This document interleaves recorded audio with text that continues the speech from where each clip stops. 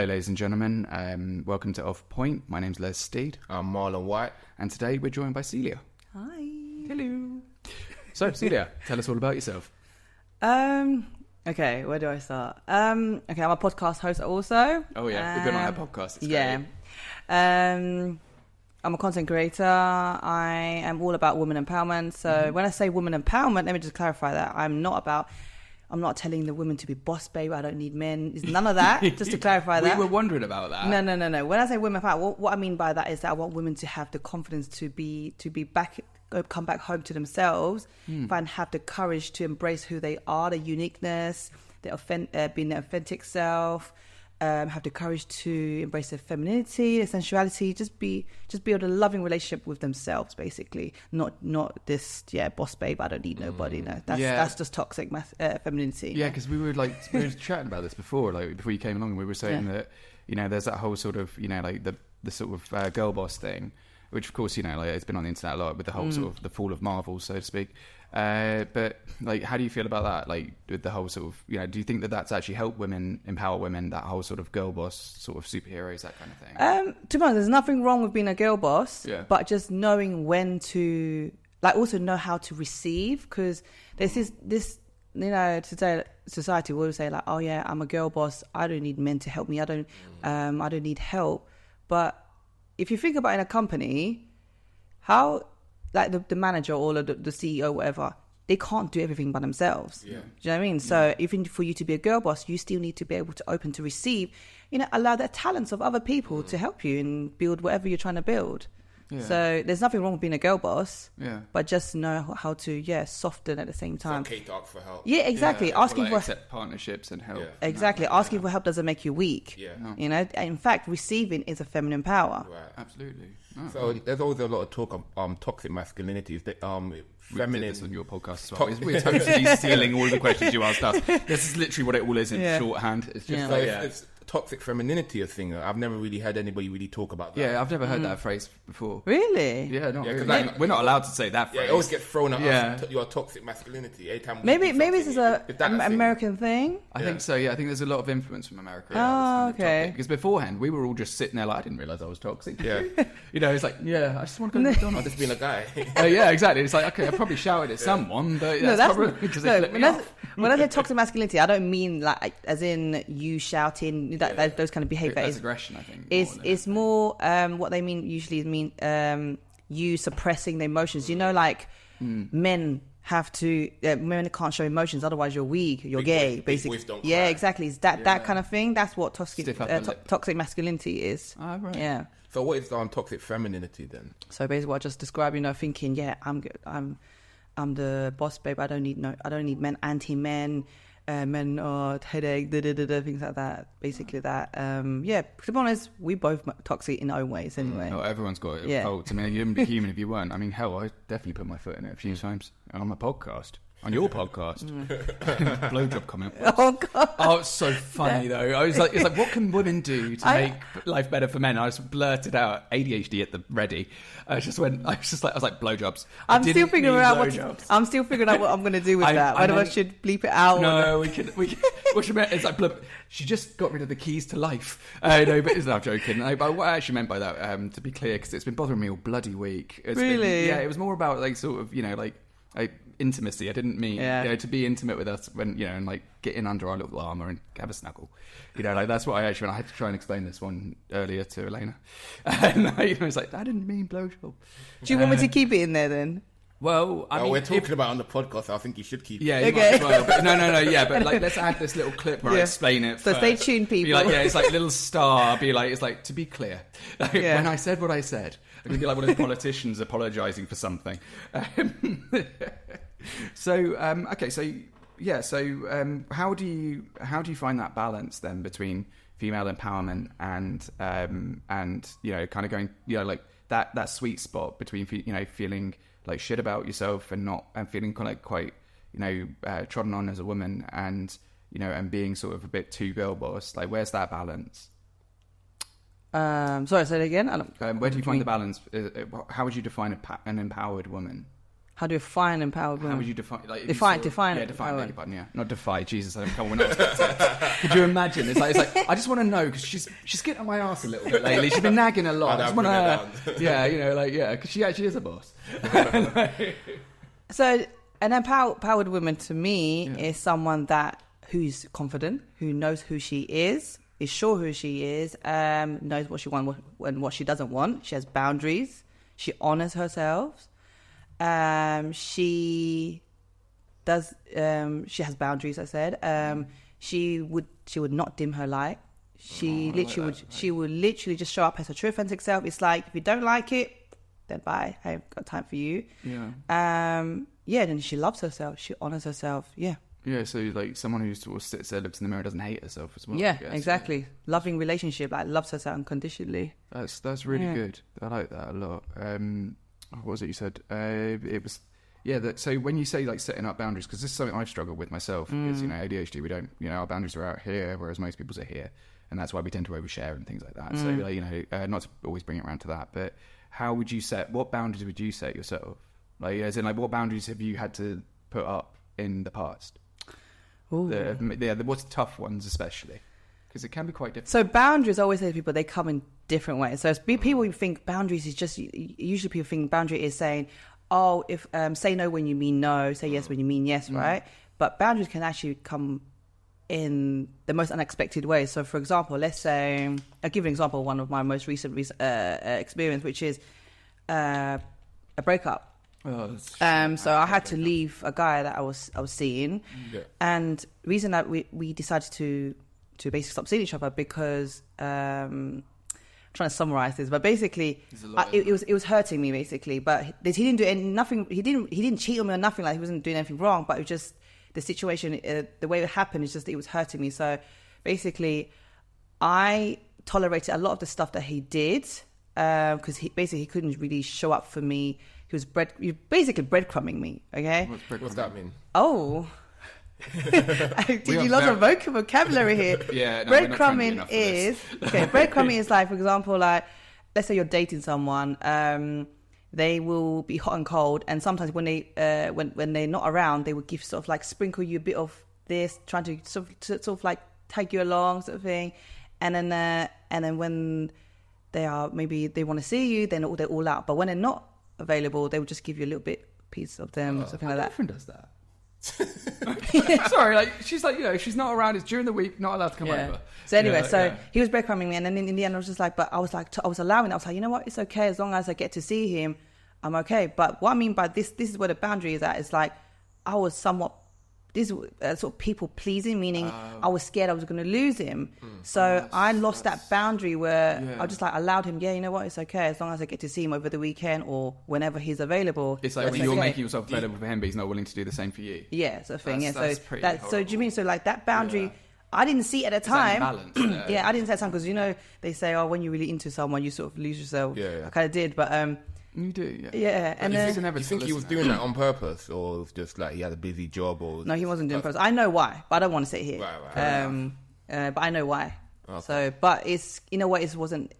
I was making excuses for him as well. I know why, but I was also making excuses for him. Yeah, there's one thing, like, there's like sort of like, like if your husband or your boyfriend or whatever says something silly, and we've all said something silly at a barbecue, and your girlfriend's like, it's like, shut up. And versus when you have to make excuses for like behaviours that are hurting you. I think that's and also boundaries can also have not just boundaries for people, boundaries with yourself. So for example, that situation could be basically, I should have not allowed him to do that for my own. How would you have stopped it? Just basically, I should have been more mindful, conscious about it, and be like, knowing that, sort of like. Be aware in the beginning, saying, listening to my intuitions, because I didn't feel good at the time. I know, but I know it wasn't making me feel good, but I was just suppressed. I was like, you know what, I'm just making an excuse. Like I said, I'm making an excuse for him.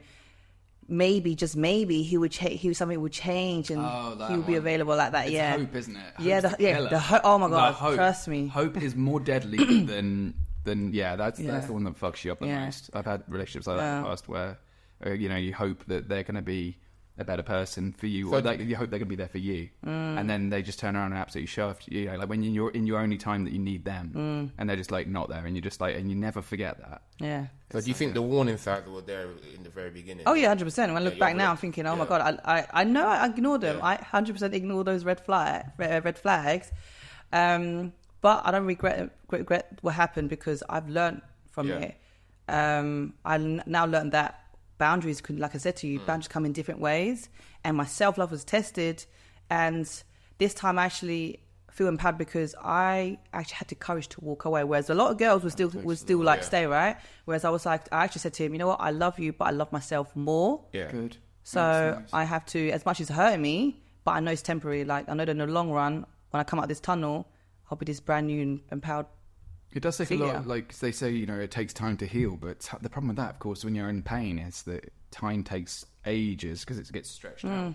Time doesn't necessarily heal. You have to do the work. If you're just there, sitting, not doing none work and not feeling it and always distracting yourself and always going out, you know, while dating, like, for example, you might be getting drunk or going out all the time, but you're not actually processing the emotions.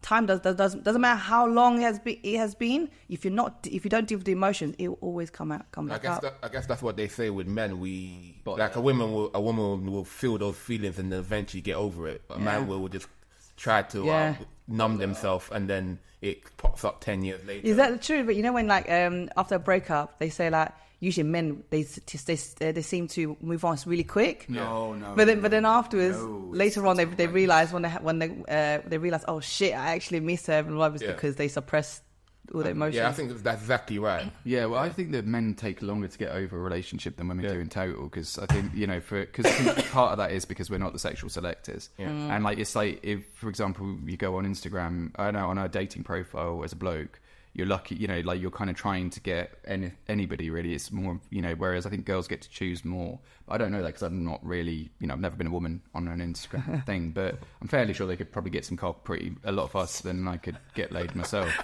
And I'm not bad looking.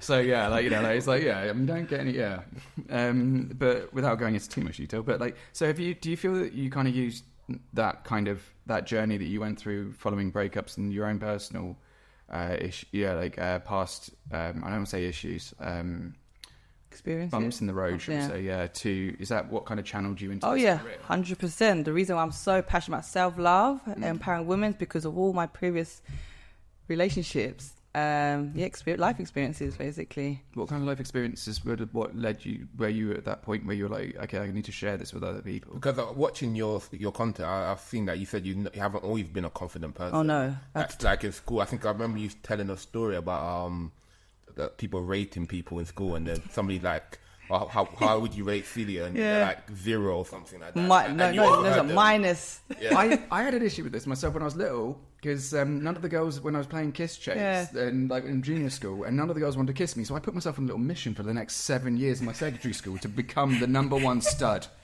And I basically dated every girl in the year. Like 2 weeks, for like 2 weeks at a time, for like that. Actually, I don't love you. And it's like there's me just like, oh no, my little year 8 heart is broken. You know, like pain. It's all pain. Yeah. But so like, how was that for you though? Like, how did you build yourself up from that? Okay, so it's deep. Where shall I mention? Where shall I start? Okay, so like that story you said, basically, back in school, I never felt pretty because you are pretty. Oh, thank you. Felt I was really objectifying women.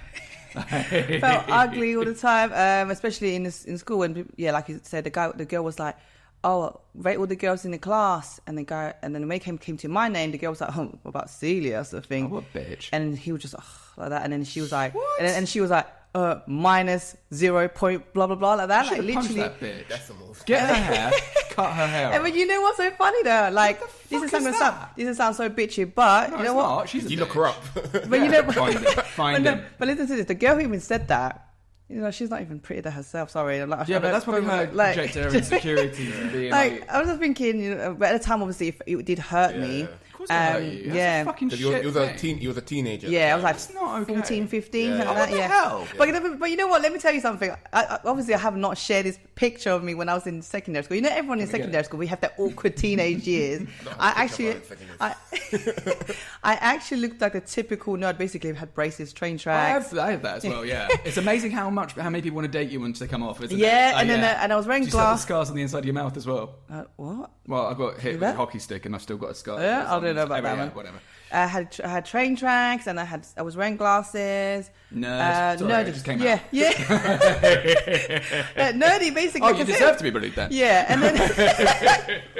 and then so there was that, and then what happened was the confidence started coming when I was 16 because you was able to wear contact lenses. So there goes. Are you not allowed to wear contact lenses before the age of 16? Yeah, because your eyeballs are not developed yet. I thought they were the same size from when you're a baby. That's what I thought, but apparently not. But anyway, so I started wearing them, and then the confidence started coming, and actually started getting boys getting attention. But obviously, that's the service level type of confidence that it's nice to get compliments. But what really changed me was fitness. Oh. Yeah, at the age of 21, my boyfriend at the time took me to a bodybuilding gym. Oh, wow. And that's quite an intimidating place to go. Exactly. That's what I mean. They are the friendliest people, though. Yeah. For like a girl who's not even to fitness, know nothing about fitness, like he was like, just come with me. I was like, are you sure? Because I didn't see not one woman there. And he was like, I was like to him, are you sure this is for women? This is not just men. He goes, no, there is.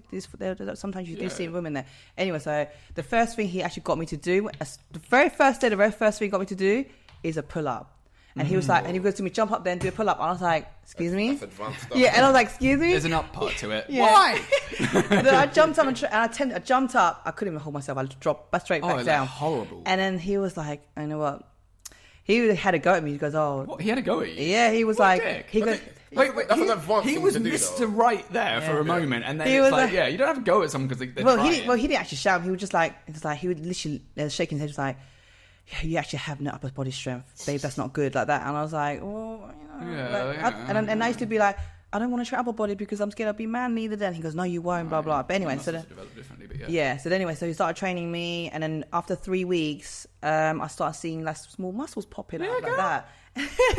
And then I was like, okay, so it looks like that I can actually sculpt my body into the body I want. And that's how I started getting like the confidence, and I started seeing my posture was changing, the way I was speaking was different.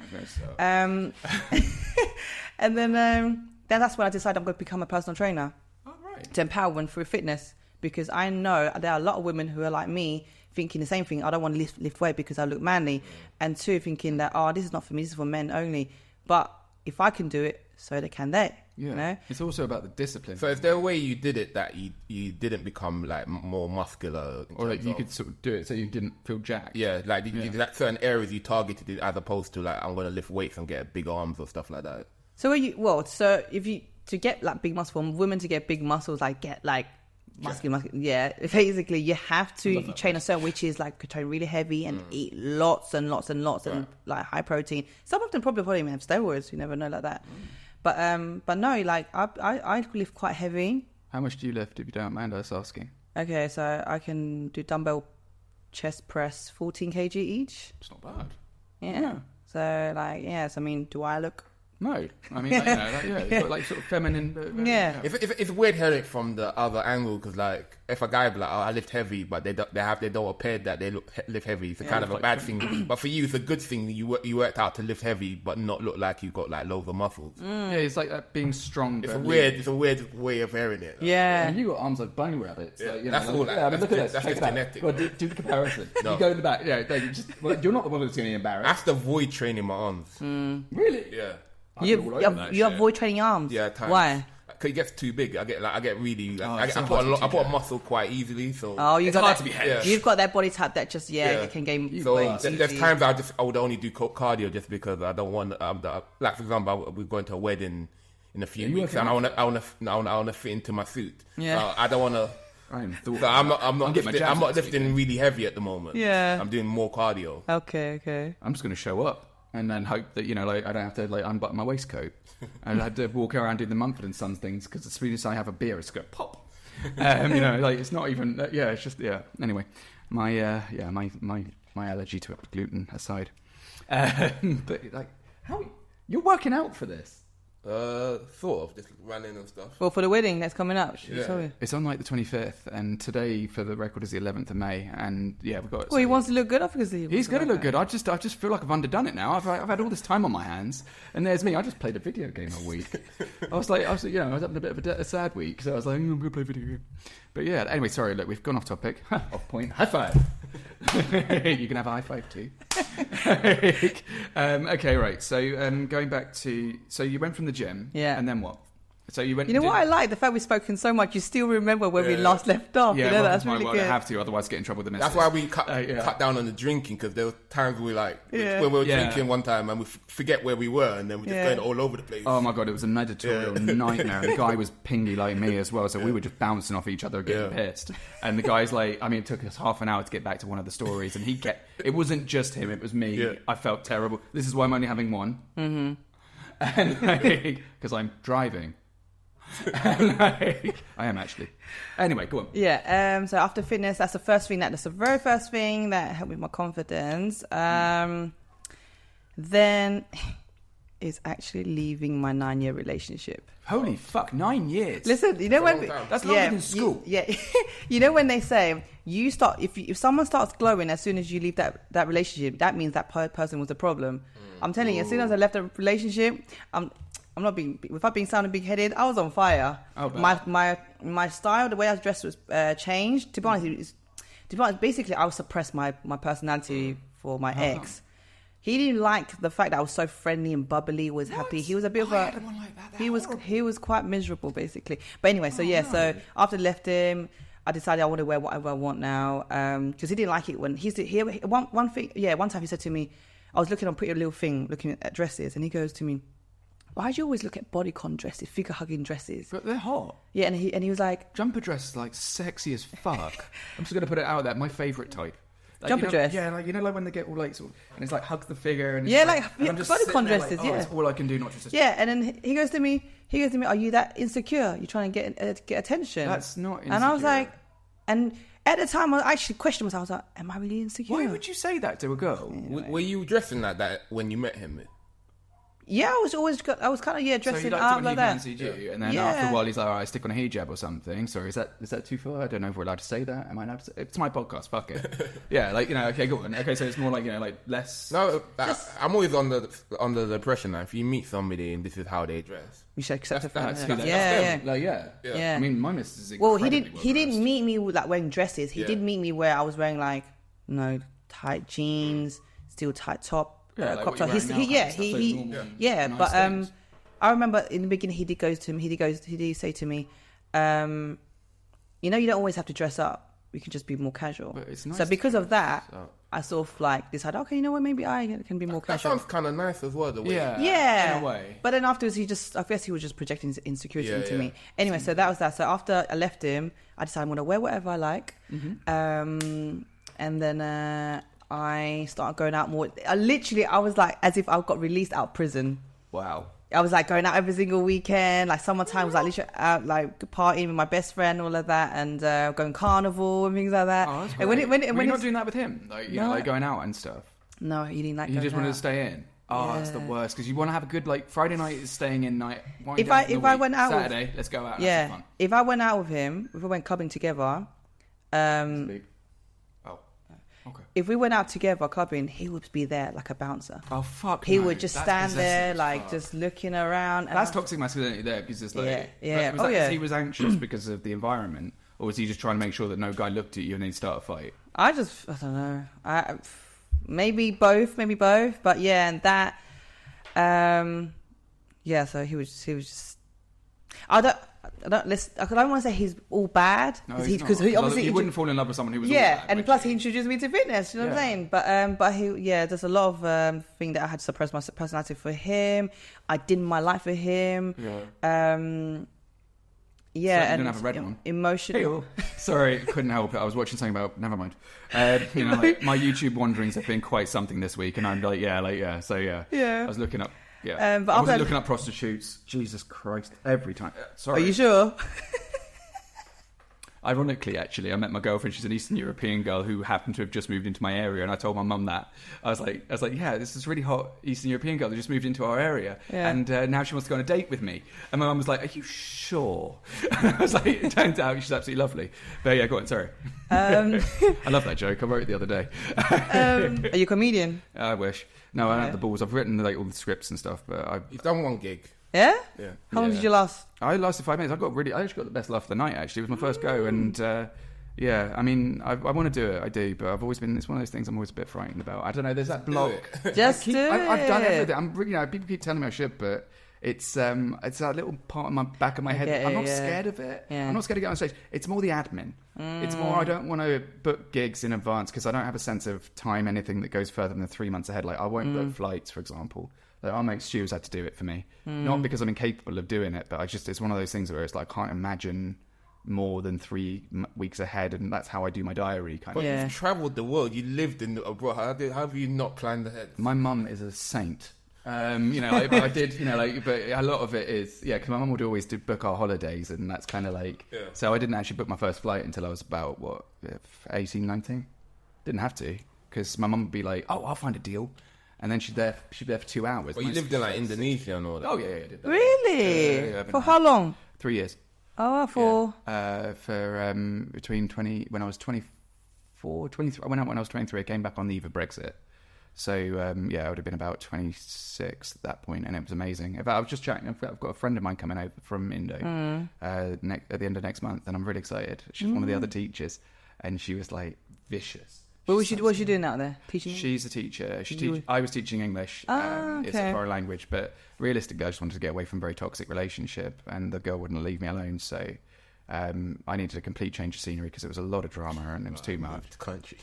So I went to the other side of the world. I completely changed my environment. I was the only white guy for about a square. I think it was about 10 white guys per square mile. Oh, they must have loved you there, innit? Oh, yeah, they really liked us. Did they take pictures of you? Yeah. It was great fun. It was like, I was actually loving it. I mean, I used to do the ego walk. I think I've talked about this before on the podcast, but the ego walk was where we would go through a strip mall to get to, there was like a little flea market kind of area, and they had all these little stalls. Yeah. And as I'd walk along, they were quite shy. Like, these girls were all quite shy, and and they would like lean out and go, "You handsome mister," and then hide again, and then hide again. And so as you walk down this row, you just hear all these little compliments, and like, I tell you what, every time I had a bad day at work, I'd walk through there, and it was just the nicest feeling, because you come out and be like, I am valuable, and like, and then you go home, and your mate gives you a beer, and it's like, today was a good day after all.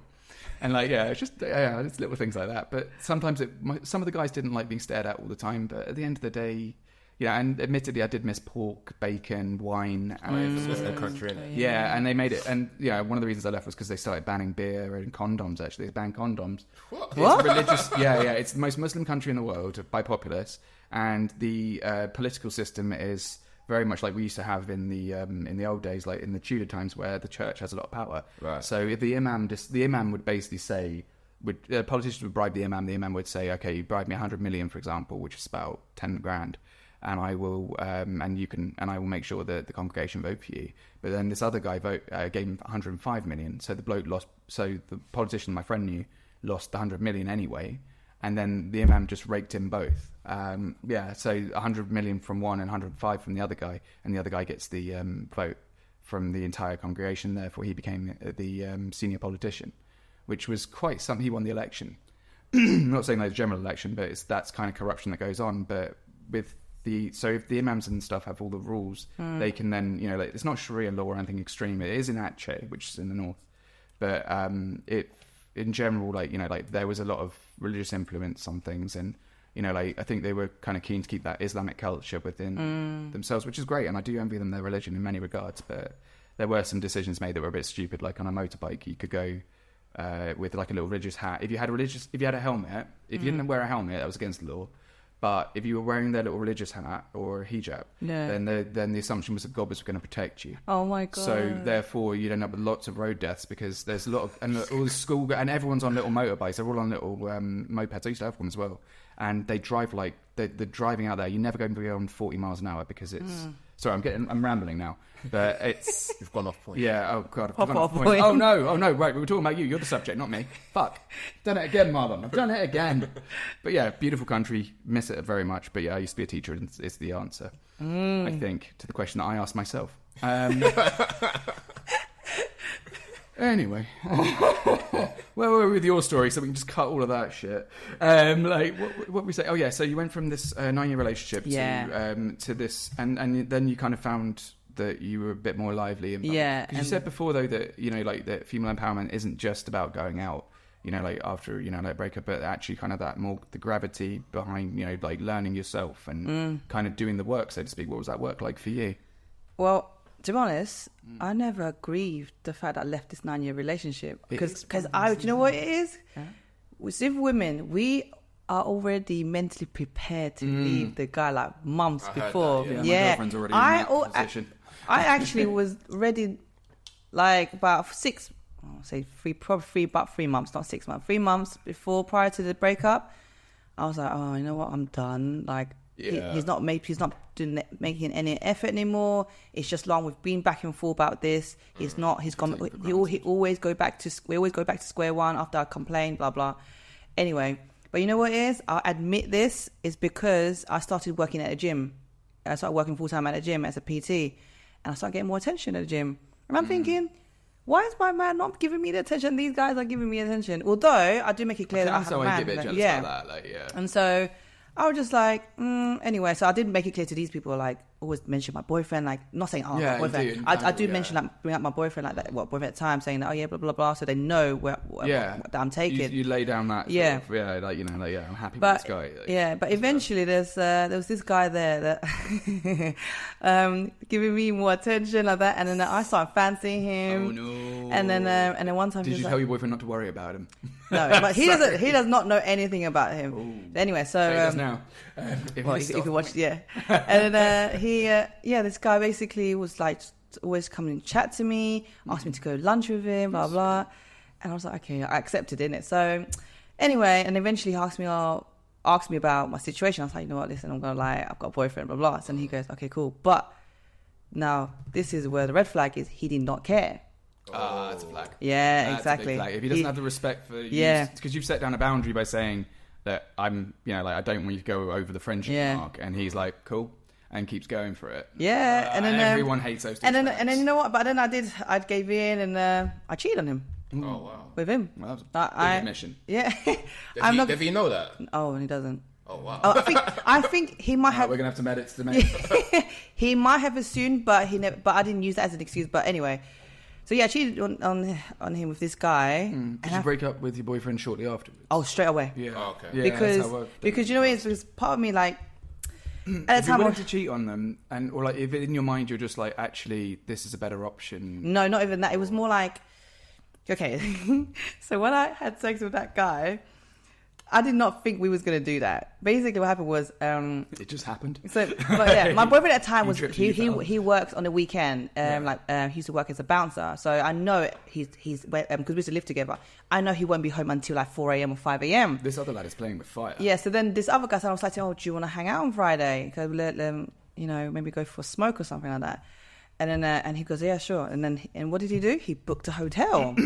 And I was like, okay, that's obviously going to be leading. So I thought he booked a hotel just for us to chill and have a smoke in it. Come on. Listen. Come on. I know. Listen. Anyway, so then you're an idiot. Yeah. Sorry. Back then I was a proper like innocent, like naive. Anyway. So how old were you? He booked a hotel. You know what? This is even embarrassing to tell you how old I was at the time. I was 30. Okay. Oh, that's all right. No, but this is not the embarrassing. But you've been in a relationship for 9 years. No, but exactly. So, but this guy I was dealing with. Don't tell me he was his best mate. He was 7 years younger than me. I think it's 17. First you missed cheating, now we're going to have some fucking He was 7 years younger than me. Anyway, so he was 24 and I was 30. But anyway. That's fine. Yeah, but... I mean, the girl was about 6 years older than me. Yeah, but the thing is that for me, I was ashamed because at the time, like... Kitty fiddler. Snatcher. No, not even that. A woman in the 30s, what's she doing with... First of all... Toy boy, come on. No, but like the fact that he's read... all the like everything that's wrong with him. Shit, yeah. Yeah. Anyway, so then I went to a hotel. Now, set up everything so the smoke alarm would go off. Went to the toilet. Came out, candles, a little bit of rose petals. Smoke alarm? Yeah, he's done it before. Yeah, uni was a good. Yeah, exactly. Yeah, we used to. Everyone suddenly buying those big camping socks. Yeah, and so then we smoked, and then because I haven't smoked in such a long time. In fact, no, at the time I didn't really smoke, so that's why I wasn't used to it. And he made it so strong. I would never let anyone else. I was never let someone else. Yeah, and I was like, and then he goes, "Oh, wait." Feels like he's kind of taking advantage of you, though. If you that's what I'm saying. Yeah. Wasted. So then, and then basically we had sex that day, and then afterwards we didn't say overnight. I was like to him, I was like, "What the fuck, man?" I was like, "We need to go home." So I need to go. Were you living with your ex then? Mm-hmm. Because I said to you, I said to you, I know what time he'll be home because he works as a bouncer. So anyway, so then I feel sorry for him now a little bit. But poor guy, you know, this is the first time I'm actually sharing this on public. Exclusive. Told you we get to you. But, I mean, as in, I share it with my friends, but not like public like this. But I was going to share it anyway on my podcast. But anyway, so then so now I was like, I need to go home right now. This is like 3 a.m. He goes, "What? You gonna stay over?" I'm like, "No, I need to fucking go home." Like, TikTok, motherfucker. Yeah, and then also make me a tea, with a lot of sugar in it. Yeah, obviously with the sex, I gave in it at the time. At first I was like, no, but now I was like, you know what, fuck this, man, I'm gonna do this. Anyway, so then got home. The way I drove home, whilst being so high. No, listen. The concentration was on a different level. I got home and I was thinking, in my head, I was thinking, please make sure, please don't be at home yet. And he wasn't at home. I'd be more concerned about the police. Yeah, I don't think I was driving reckless, but I don't know anyway. And then, to be fair though, I feel like weed makes you concentrate a bit more. Oh, and alcohol. I drink drive all the time, man. You might not. I don't. I drink drive all the time. You should not admit that. I'm with you with the weed. But there's a reason why I'm not wearing my motorbike. When alcohol. I accidentally drove stoned once, and I mean accidentally because I was in a.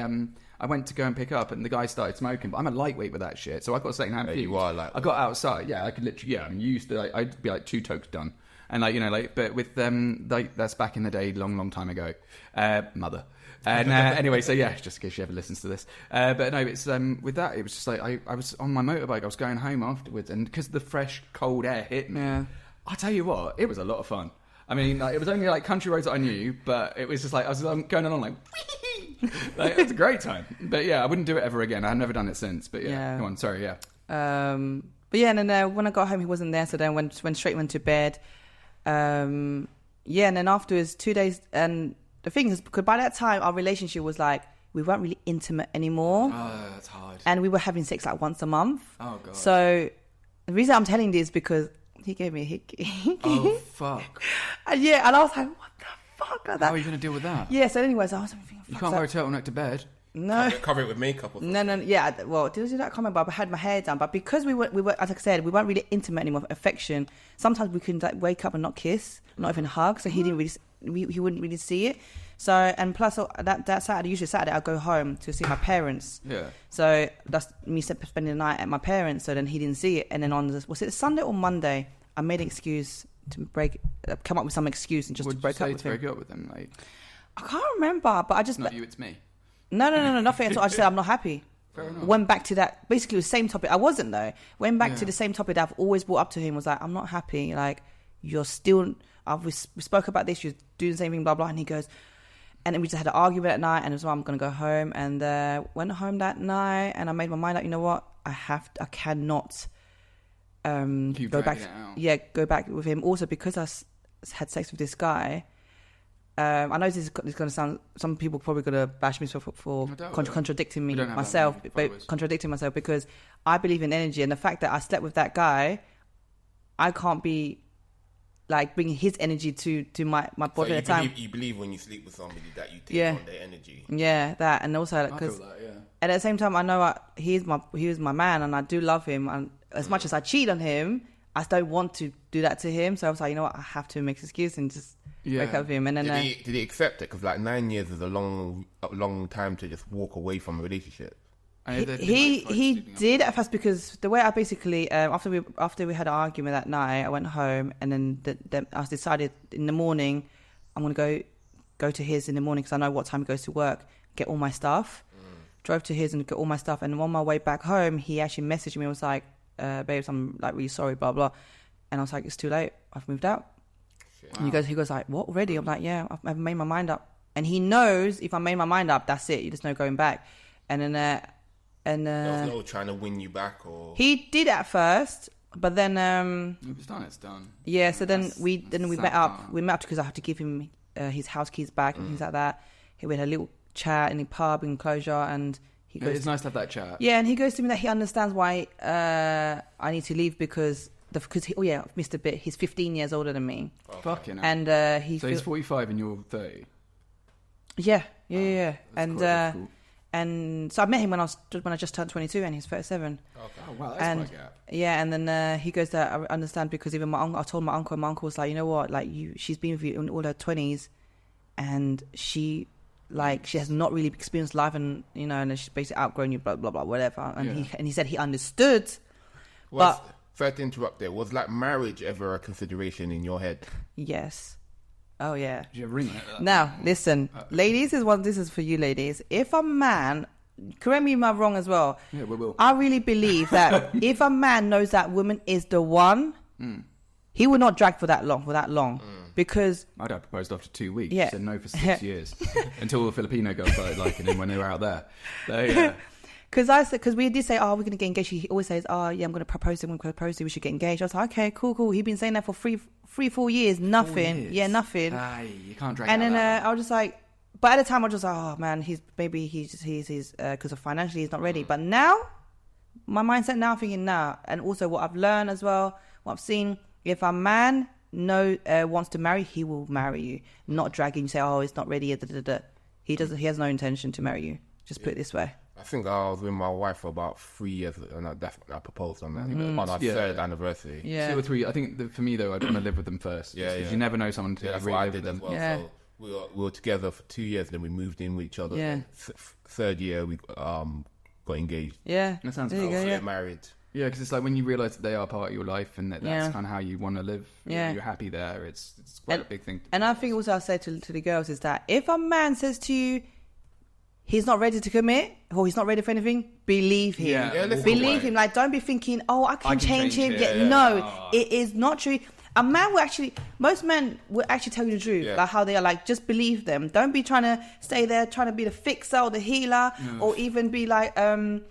It does come across as controlling sometimes when people are trying to fix everything about you. Like, one of the issues that I had with somebody was that with an ex was that that it makes you feel like you're not good enough because there's always a little something, and you're just like, this is more. It starts to feel like they're more controlling. It's more about control of them trying to control you or whatever, and that's a huge turn off, obviously. But, but you can't. I mean, I think you can support someone, but you shouldn't try and fix them. Yeah, exactly. And I think also with the ladies, you need to value yourself, know what you want. If you don't be settling for good enough. Same with men, obviously. Don't be settling for good enough. If that person's not giving you what you want, and that is, for example, like marriage is definitely something you really want, and that man said, you know what, I love you, I'll commit to you, but I don't want to get married. But if you want to get married, then you need to think about it. Don't be settling for good enough. Go over to Vegas, have a bit of a laugh. Definitely sign a prenup. Because I reckon, I think there's to jump in there. So, what you were together for 9 years? What point in that relationship did you want to get married? Was it like in the halfway? Halfway, yeah. Like, I actually thought he was the one. He was.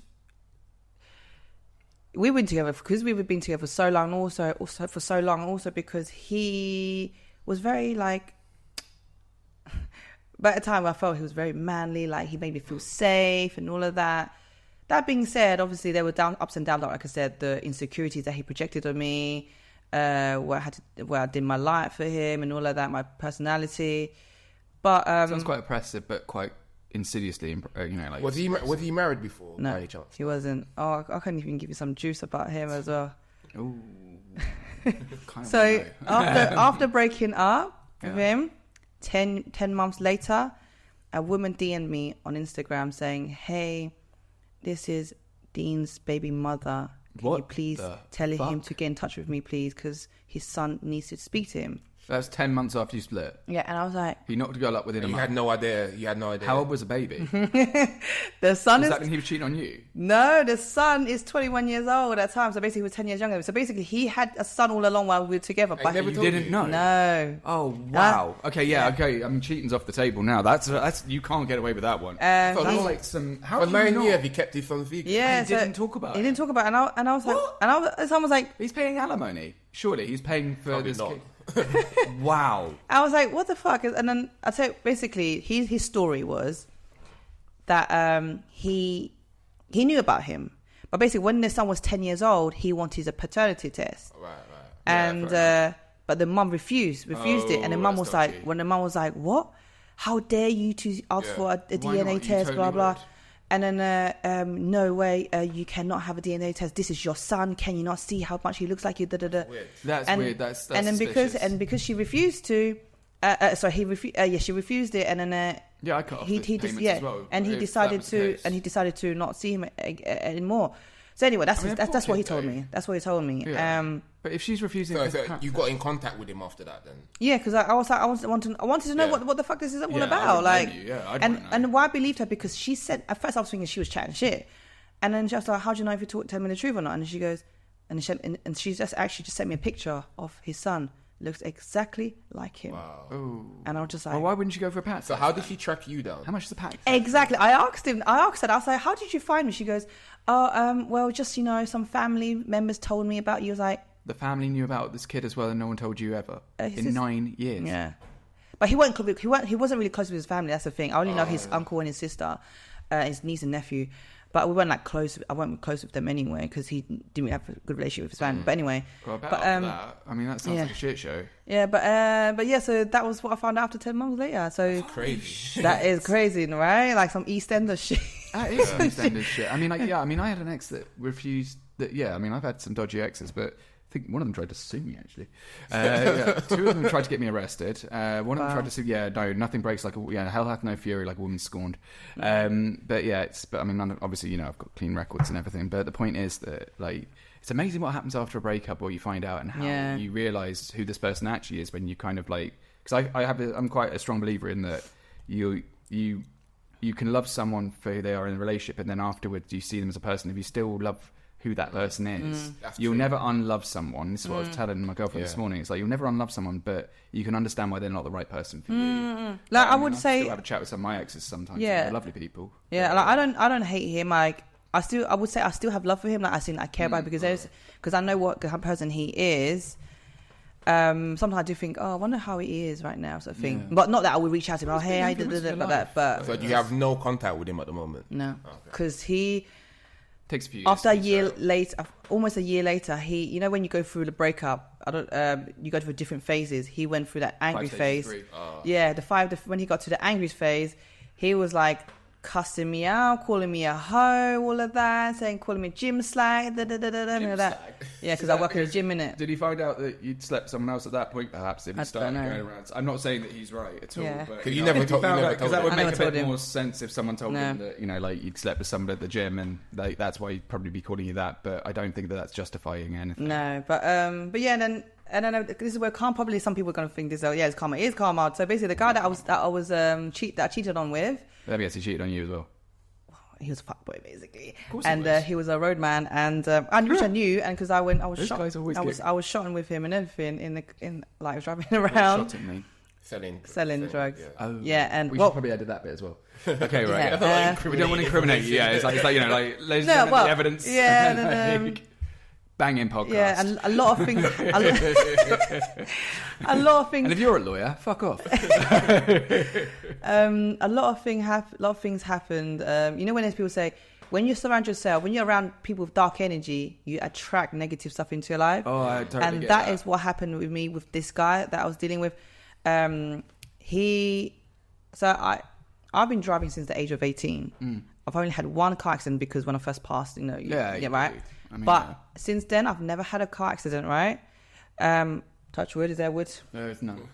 I mean, this is laminate. This is what I feel anyway, just touch your head. That's what my friend does. I'm like, mate, come on, you got a brain. I had 2 car accidents when I was seeing this guy.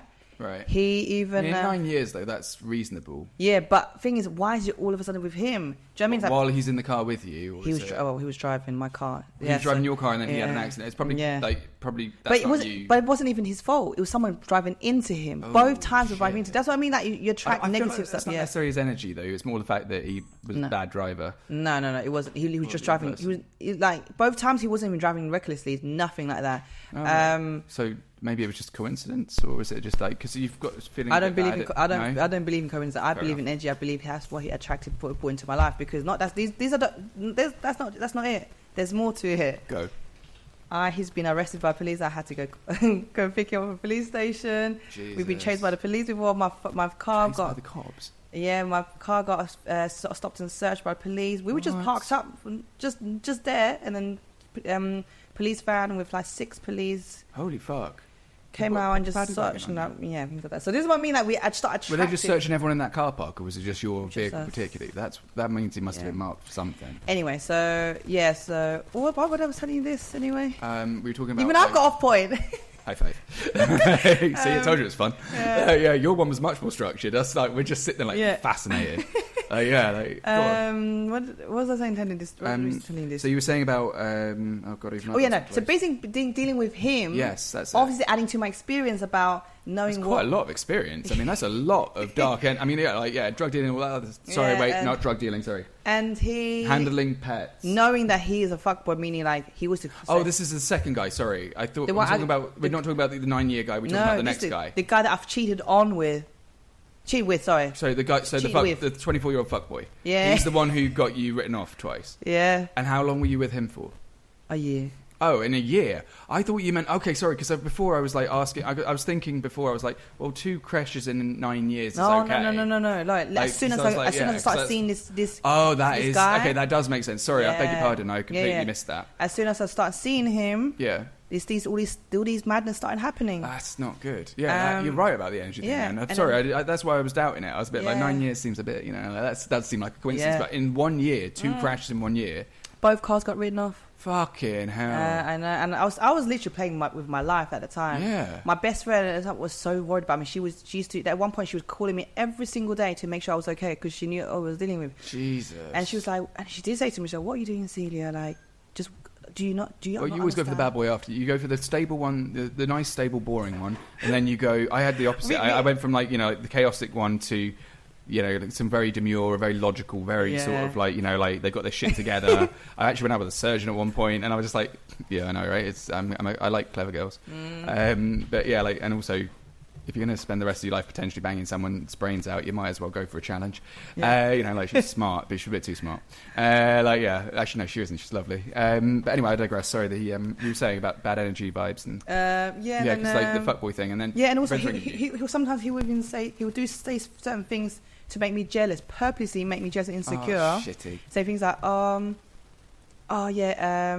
you're the main chick, don't worry, you're the main chick. I just have chick? Yeah, I have some side piece of that. And he's got side pieces after 2 years? He would say things like that to me. What cunt? And then at the time I was just like, for some reason, I like it made me feel good that, I'm the main chick. I'm the main chick.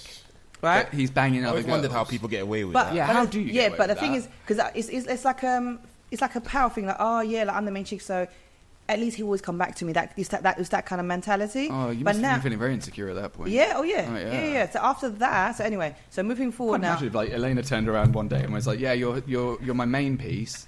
I'd be like, "Well, you've got a broken neck. What?" It's like, "Oh look, there's some stairs." I mean, at that point, I think I'd be like, "Oh wow, I don't even know what I'd say." I've got a sharp tongue on me anyway. I think I'd probably psychologically destroy her and not feel bad about it, but I wouldn't do that on purpose to anybody. But anyway, sorry, I digress. So side chick thing. Yeah, so I want to add to that, girls. So at the time, I did not value myself. Obviously, I was so insecure. The fact that I would accept him saying, "You're the main chick," that is not a compliment, okay, girls? That is not a compliment. Value yourself, love yourself, and respect yourself. How big was his dick that he wanted that he got away with that? I was dickmatized. Dickmatized. Yeah. I love that. I've never heard that one either. This is great. I've heard that. I've heard that. Yeah. I mean, maybe I'm too sorry for this. It's like you've been cockmatized. I think you find his penis. Penisatized. That's a thing. Penisatized. All right, I'm having a lot of fun here. Yeah. God bless the second glass of wine. Sorry, go on. Yeah, so basically, ladies, like, value yourself. Like, if the guys... Fair, let me jump in quickly. So you went from your 9-year relationship and you was actually in a relationship with this person from your gym.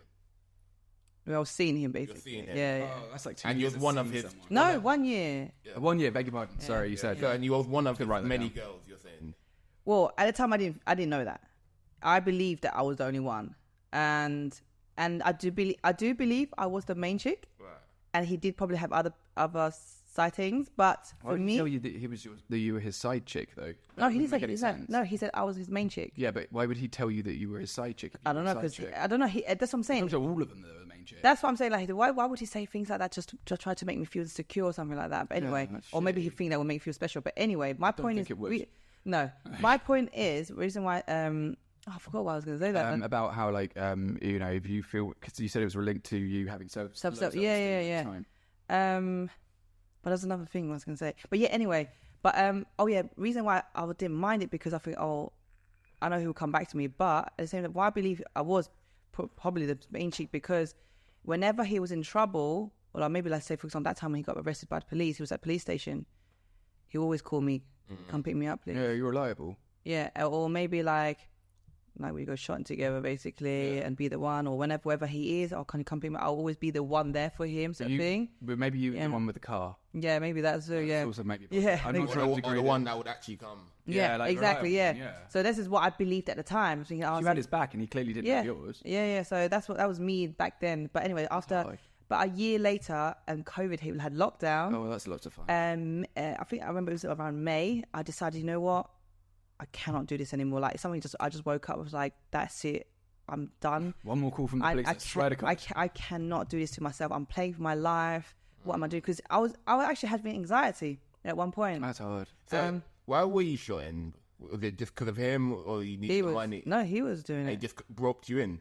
No, she was driving. I was driving for him, like that, and do the house. He was with his boys and all that. So he comes out. He's just like, drive down the road, stop. You're not actually doing anything wrong. Just giving a guy a lift. You're not sure what he's doing. Yeah. Did I know he was doing it at the time? No, I didn't. It's only after like three months in, I said, like, why are you always up at this time, or da-da-da-da-da. Anyway. I mean, I tell you what, they do have a great service, though. I mean, drug dealers, they were the Uber before Uber existed. You make a phone call, 20 minutes later, boom, I got you. I actually disagree with that. I've had like some really bad dealers where like, I'm like, I want to pick up in like half an hour, and they're like, yeah, half an hour, then half an hour comes, nothing. Yeah, I'm on my way, but I'm probably still at home having a dinner or something, innit? Yeah, just like, sorry, mum, I've got to go. I swear, one time it took me like a day and a half just to get A day and a half? Yeah. By then you just don't want to. It's like, fuck it, it's too much effort. It's ironic. But yeah, so then after... That's customer service, though, usually. I mean, half an hour is customer service. Yeah. Like, the ambulance won't get to you in that time. What was I saying? Oh, yeah, and then left him, decided, you know what, I'm done, like... Did he try and track you down or anything creepy?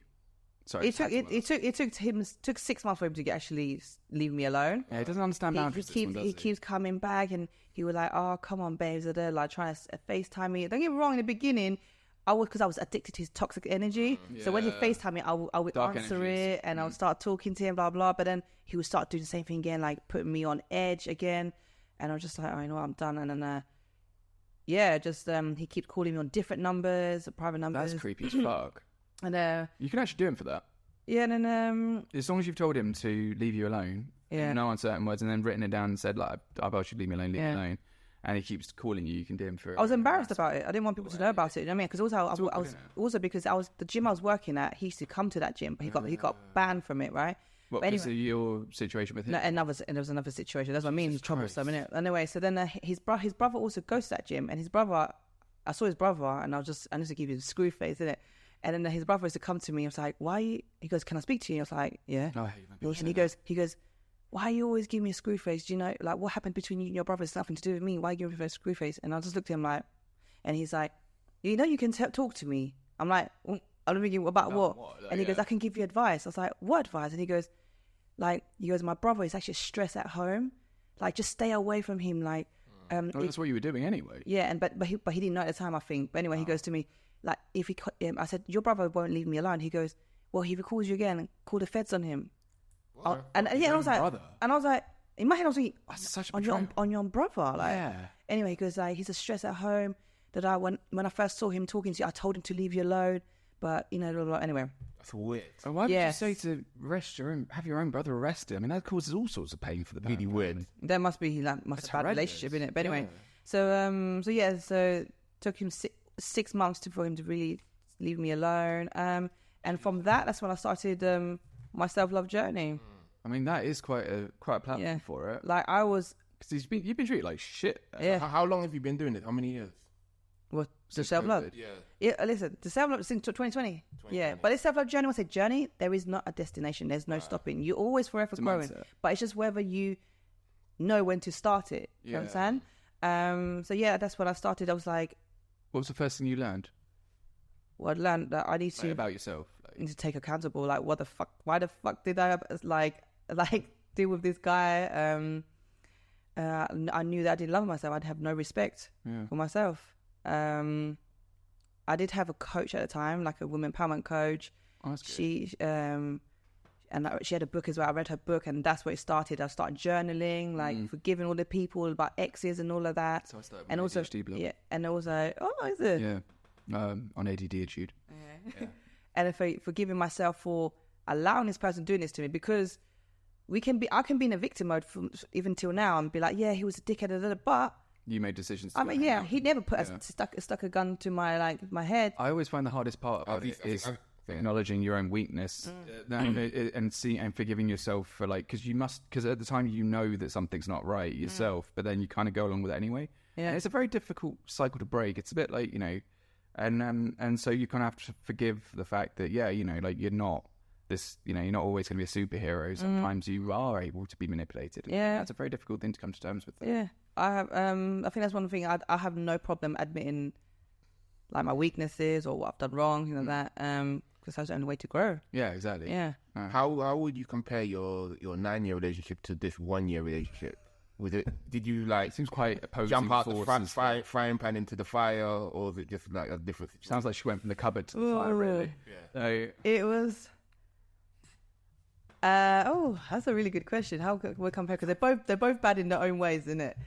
Well, one was kind of like ignoring you and negligent and kind of took you for granted, and one also took you for granted, but was quite exciting, I suppose. Yeah, I think it is because that 9-year relationship, the spark was gone. My boyfriend at the time, was no longer putting the effort in, but this guy, the 7 years, the fuckboy basically, was giving me life, like that drama. But felt good. Yeah, but that's the thing. A lot of girls think the girls are falling for this toxic energy, for this drama. You don't actually need drama in your life. Why do you want drama in your life? You're like you're putting yourself in fight or flight mode. Yeah, it's exciting. You're stressing yourself out, and adrenaline, I suppose. So do you think there are girls that seek out drama? Definitely. I think come on. Oh, not even just girls. Mate, come on. Some people, name it. Yeah. But that's to do with their issues. Yeah. They have issues. There's probably some sort of like... There's a lot of insecurity that I think. And you think by not dealing with those issues that they just repeat it over and over of course. again. You have to learn to... Until you realise why you're addicted to this or why you keep attracting this, you're going to continue repeating it. You have to understand. That's why you have to do the inner work, as I say. Heal your inner child, what it is. Maybe it's a father wound or mother wound, whatever it is. There's always a root to the problem. Yeah, I found that for my little journey, really, I was scared of being on my own, and I was having a quite difficult relationship with other people, but I was being constantly told that I was a bad person and stuff for a long time from people I trusted, but I actually wasn't. And it took someone looking over my shoulder once when I got absolutely white-walled with these messages about how, here's what's wrong with you, blah, blah, blah, blah, even though that I'd not asked. And this woman, and I happened to be, she was in bed with me, and she saw this big white wall from my mate, and she just goes, that's not a normal thing to say to somebody. But I'd been so conditioned to think it was, that actually you do kind of get conditioned, but it's a very slow process, I find. How did you break, when you kind of sobered up to it, or what was your moment where you sobered up to everything? Like when you kind of came away from the fuckboy thing, and what was it that made you think, well, that's it, that's where the line is? Because defining that line is very difficult. Sorry, from him? from either of them. I mean, I know that you mentioned it before with the other guy where you were just like, actually, I've realised that for 3 months you were just like, no, fuck this. Yes, well, with the ex of 9-year relationships, because I was in the gym, starting working as a PT in the gym. Yeah, having an active life for yourself. Guys giving me attention when my man has not even given me attention. Yeah, right. You should at least get your flowers occasionally. Well, I mean, he bought me a rose. When? Valentine's Day. Valentine's Day, yeah. Oh, come on. That was it, like that. I got flowers last month and she's still pissed at me. I can't wait. With the fuckboy, it was more like, oh yeah, I did. Okay, I missed this bit of story out where you trying to. I jumped. Sorry. Yeah, you digging it out of me. Okay, I'm very good at this game. Yeah. So I don't come across that way usually. I'm very good. I'm very bad at listening. I'm doing my best. Yeah, I guess my story is entertaining then. It's amazing. Okay, so it was Ramadan. Oh, right. Okay, so he's Muslim. And it was Ramadan, and so that means he said to me, he's making this could be true. Yeah. Basically, he has to be with family because of Ramadan. Yeah, was it because Eid? Come in for the meal. Where was it? Eid is. I can't remember. Eid is the end of Ramadan. No, but I can't remember which part it was. No, it was Ramadan, during Ramadan. Yeah, and he said he basically, I remember there was 1 week he took my car.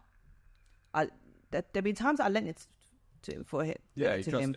Yeah, but again, that's me playing a fight because it's not insured in there. But anyway, I mean, if he's got fully comp, he should be okay anyway. Yeah.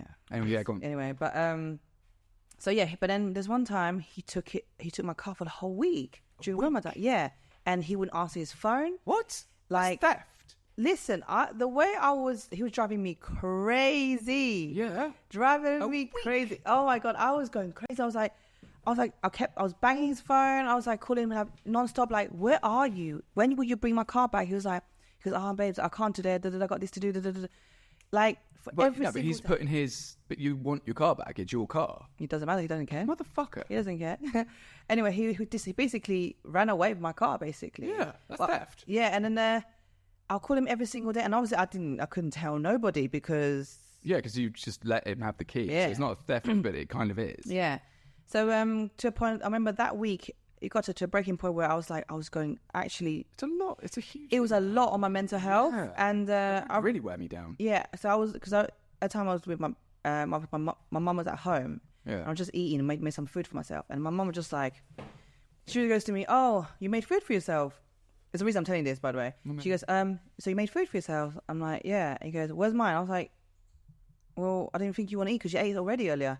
Oh, you're so selfish. Why didn't you make me food? So she kept going on and on, and she was like, "You're so selfish." She kept having a go at me, and I'm already stressed about this situation, and I snapped. And then I stood up and I grabbed something that was on a chair, whatever. I can't remember what it was. I think it was the top or something.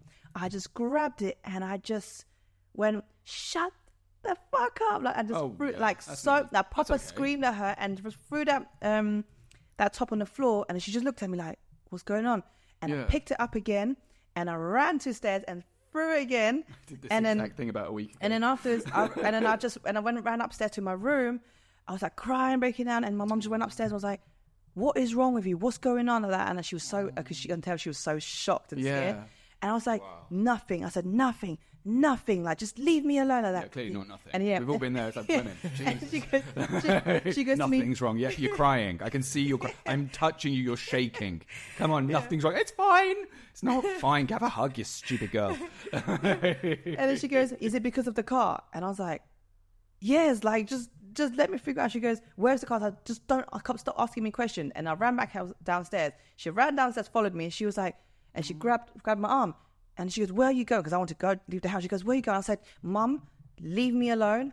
I need to get out of the house right now. I'm going to go crazy." She goes, "No, because I'm worried about you. I don't want you to do anything silly like that." I was like, "Mum, I just need to go for a walk." She's like, "Okay, fine," like that. And then so I just went for a walk because there's like some like sort of park near me. So I just sat there, I was just crying. And I was on her own crying at night in a London park. I've seen this one, and she definitely dies. And then, like, she gets murdered. And then and her crying, like talking to myself, basically like, "What are you doing, Celia? Yeah. Like, what are you doing, Charlie? You're playing with your life. This guy is not serving you. He doesn't help you. Yeah, he's putting you so much stress. He's basically he's disrespecting. He basically stole your car. What the fuck are you doing? Wake up." So then I was like, "You know what? That's it." And I walked back home. I decided, you know what? Tomorrow because I think, thank goodness I had the spare key for my car. Oh, good. So I took the Uber to his house, got the car and drove off. And he called me. He goes, did you take the car? I'm like, yeah. No. You should have said I was like, yeah. Why? Where is it? Yeah. And then and then afterwards, he came to me, because where are you? I'm in the park near his. And he goes, okay, came to me and gave me my car key. And yeah, so from then I was like, you know what? I'm done with this. I can't. 100%. Yeah, I'm done with this. Get the fuck out of my life. I can't do this anymore.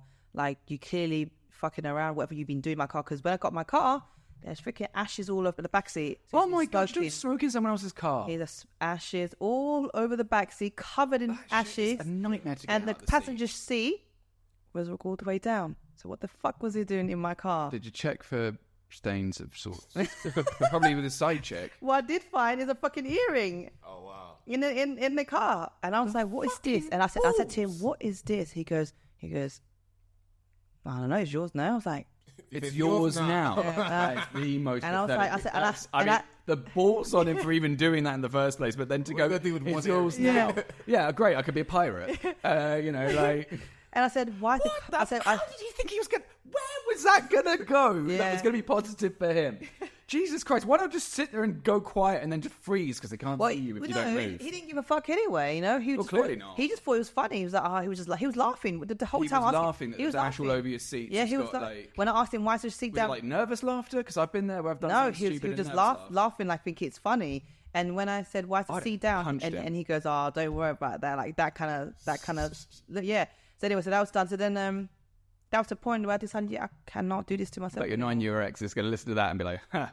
You know, like, I hate to say it, but like, it's like, yeah, well, you have fun, love. I'll see you in a year in therapy.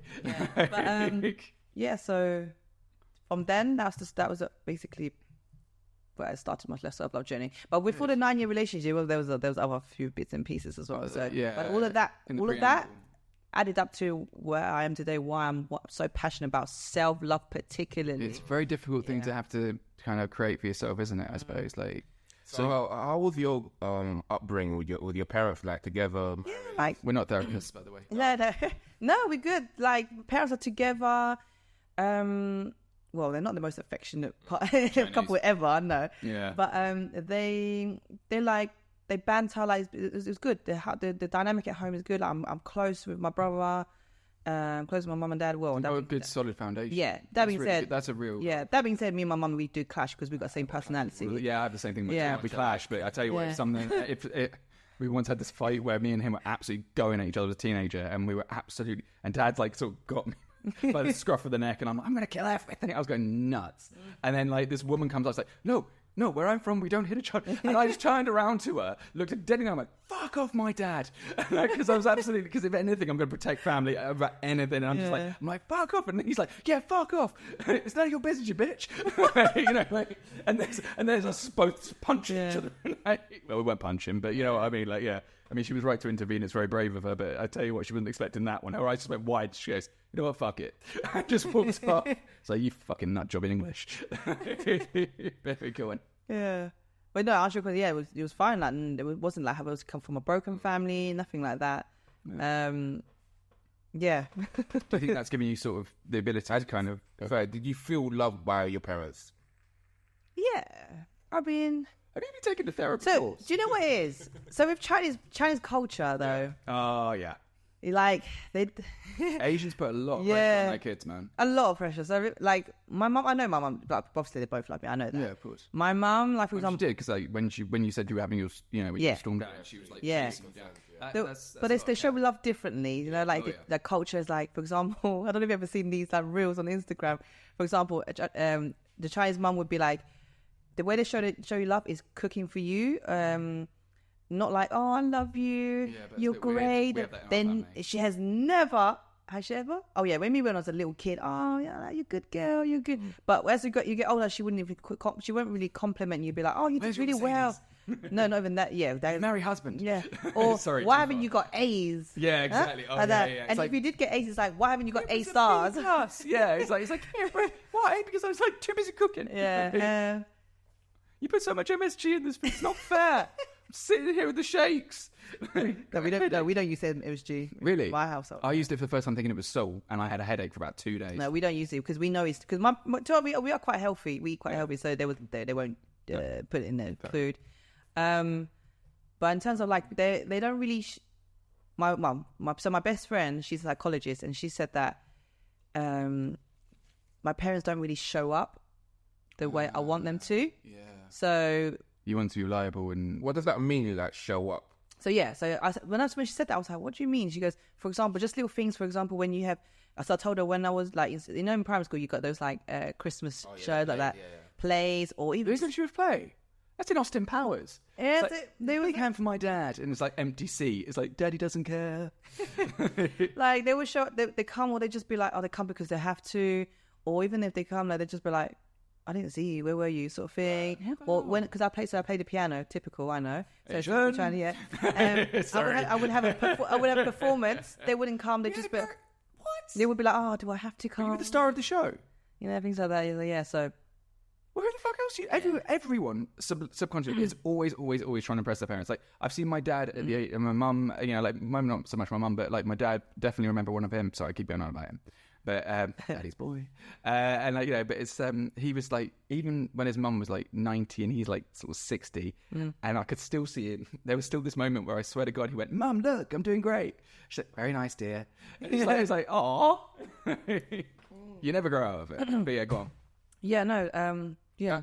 That is hard because you see all your friends and people in your class have their parents there and your parents are not there. Yeah. It's just fucking tragic. And I remember one time I was... I just want to give you a hug. Hey, look. Do you want a hug? Have a hug. My darling. I did not see it going that way. And you want a les hug. But I don't think, like, I'm not sad about it, though. Yeah. Like, I'm used to because he kind of... Yeah, his character building built me like to be resilient, right? Yeah. But I remember I was in year 12. I had this massive school music concert. I was playing my piece.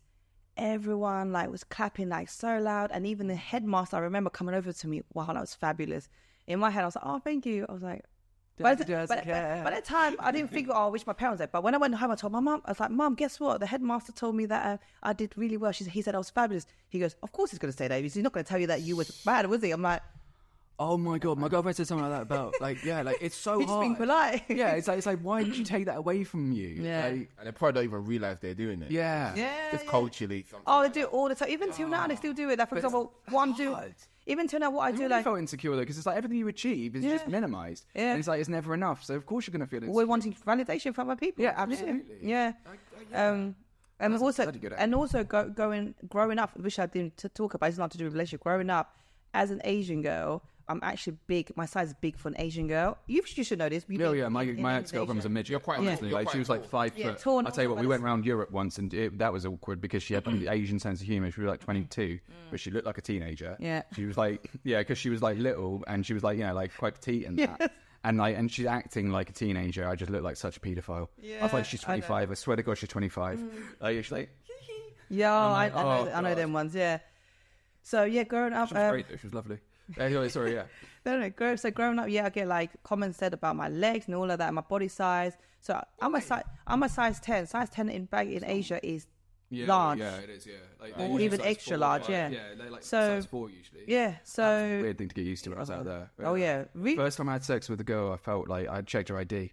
I was really quite anxious about it. No, I mean she was 25. No, but I hear what you say. They can say whatever age they're, but they don't. Yeah, they don't look. They're ageless. It's not quite. Yeah. They don't look young, but they don't look old either. Yeah. So you're like, how old are you? And they could be like 17 and tell you they're 25, and you believe them. Sometimes I even forget like how small they are until I go back home because so cute. Because I'm so used to my size. I never thought it was any problem until like growing up in my teenage years. Yeah. I have family members saying like, "Oh wow, your legs are like." Elephant legs. Can't they just say you've got long legs? No, not long. The size of them, the thickness of them. I wish I had thick legs. Chicken legs. That must have been like... That's harsh. Made you feel really insecure. They walk up to you and tell you you're fat. Right? It's not even like... It's so... Like, in our culture, it's obnoxious, but out there, it's like I've literally gone to a friend's house and her mum's just come along and been like, you fat. Yeah. Don't mean the stomach. And I'm like, and you bitch. And I go, but I found it funny because I was like, well, I could use a few pounds. And I was like, yeah, well, and then she proceeds to feed me a shit ton of food. So, you know, like, what do you want from me? I went to uni with this girl. She was like 5'10" Chinese, and she was like walking, and then like these other girls walking past her, and they're talking in, I don't know what language, but they're like, oh, she's so big. Yeah, she can understand it because she speaks the same language. Yeah, and then like I still remember that when I was 16. What trauma? This is when I knew it's a problem, right? Where I think was it 14? I think I was 15, 16 at that time. So basically, puberty hit. So I started growing and everything, like my legs, my hip and everything. So I went to Hong Kong. I was actually told this story before my podcast. When Hong Kong did this night market. And that's where we're going as well. It's in like, yeah, it's on the list. Sorry, I'm excited. Lady market, yes. So they could sell clothes. Yeah. So now they sell jeans. So now when you go to these markets, sizes are Asian sizes. Yeah. Unless you go to like the proper shops, like in shopping malls, that's when they are more European, right? You go over there. Oh my God, you're going to have I don't think we have enough material. We're making tailored. We're going to make it tailored. It's like, you know, like you get the tailored jeans and they'll be sitting there. It's like, I don't have a big enough tent. Anyway, so then I was there with my aunt. My auntie took me out to take me out for shopping. Yeah. Went to this store to buy jeans. She was like, oh, do you want jeans? I was like, yeah. Oh, she was like, oh, you would look good in these jeans. And then, do you want them? I was like, yeah. And then she went to the store owner. I was like, do you have her size? And no, sorry. He goes to me, do you know what your size is? I was like, not sure. And then he goes, oh, don't worry, let me measure you. Got this measuring tape around my hip. And at the time, very much, I'm going to have to try not to laugh at this. Listen to this. I'm actually bigger now than back then, yeah? All right. Anyway, so it measured me and my hip was 38 inches at the time. It's normal. You know? Yeah. Exactly. I was like, okay, cool. But as soon as he measured, he goes 38, my auntie was like, what? Out loud? This is a market public. What? 38? Celia? 38? Your hip's 30. You're only 16. How big are you going to be when you're 18? Like that. Christ. And listen, I wanted to hide. I wanted to leave the place. I just want to go home. I didn't even want to get those jeans anymore. I didn't want him. Shit. And I was like, yeah. And then oh my God, you must have gone absolutely purple.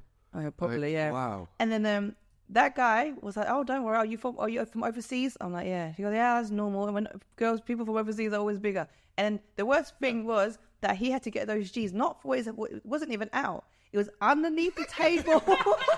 Whereas it was still wrapped up, right? It somehow makes it worse. Yeah. Oh, no. All wrapped up. And he was like, especially for you. Yeah. And there you go. And I'm just like, thank you.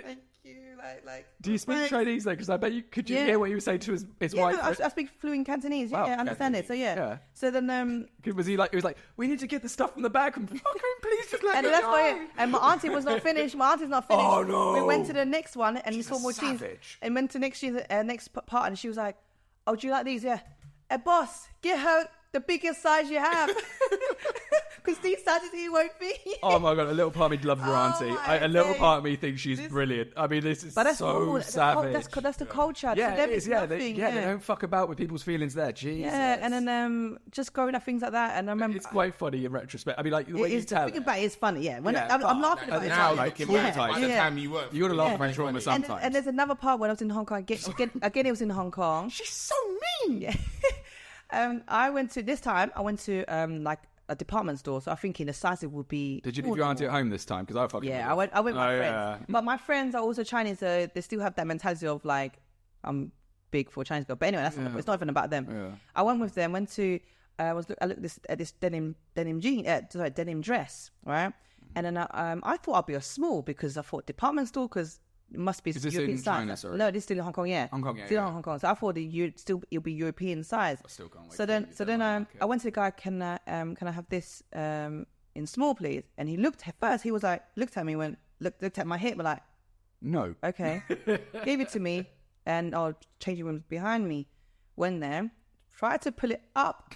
Listen, it wouldn't even go past my thighs. No, you're gonna be like, I'm too thick.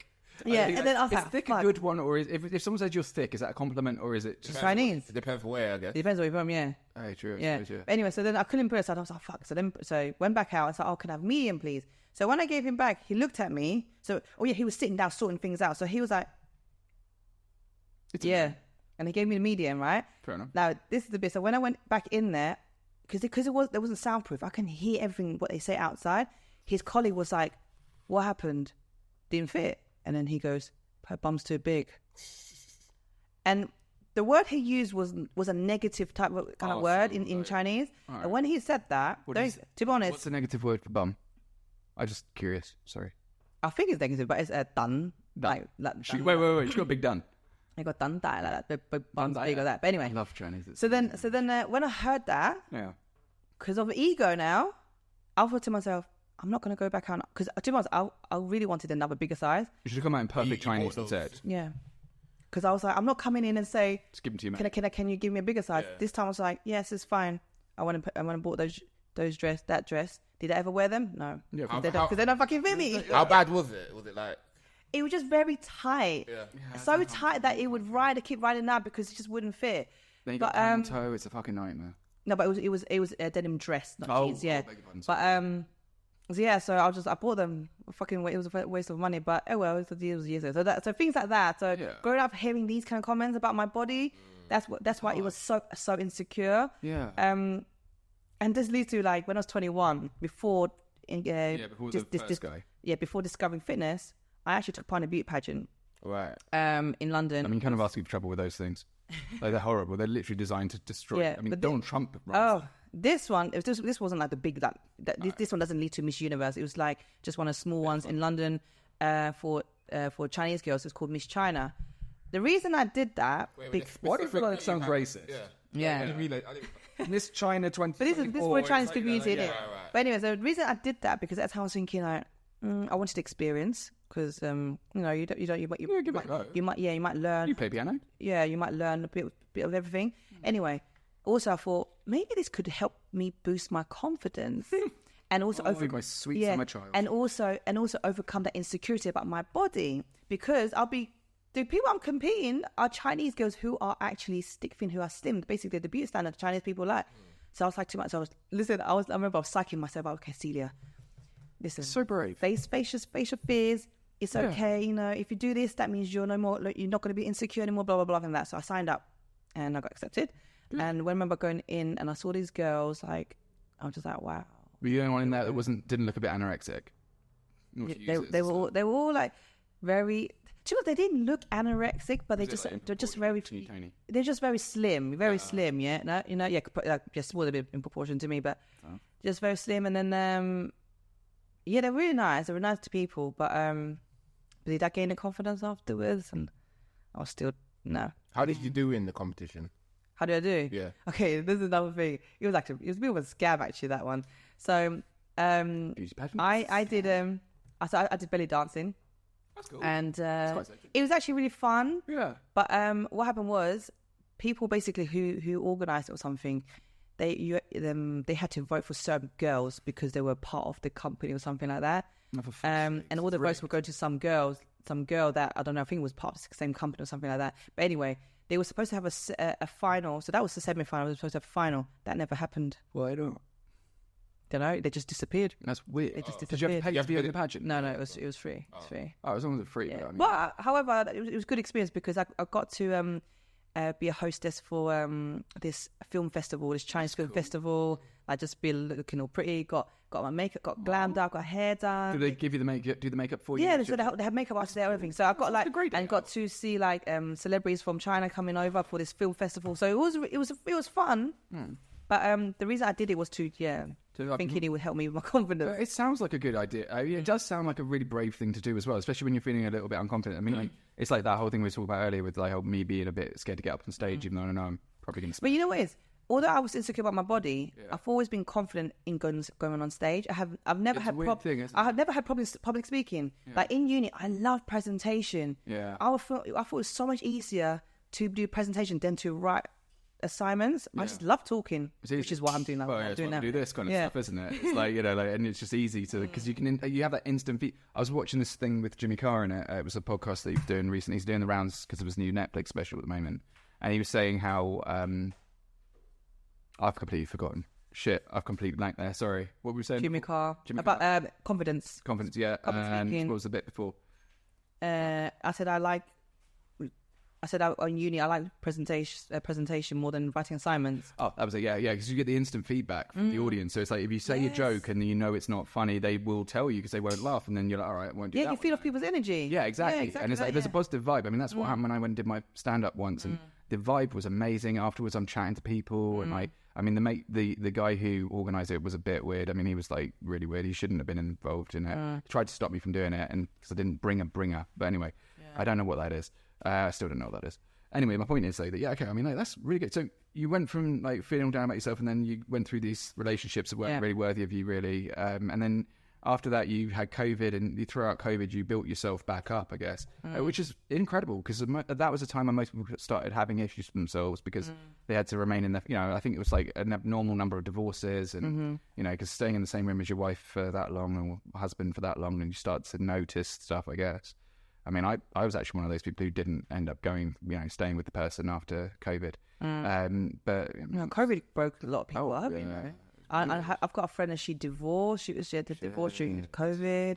During COVID, I mean, Jesus. Yeah, because she couldn't stand seeing him every single day. Yeah. That's crazy. But I guess it's a blessing in disguise, because then you realise that, this person's not for you, because if you can't stand to be with someone like that... Imagine what's going to be like when you retire. Like, and you're like, because I mean, my parents, they have to spend every day together, but to be fair, they do spend it in separate rooms for the most part, but they're a good team. But it's like, I've only got their relationship to base it off, really. But I don't know. I mean, I think there's living with someone, but there's living with when you don't have a job and they don't have a job or something like that, or they're working from home and you don't have a job. Like, you will get on each other's nerves, 100%. Like, yeah.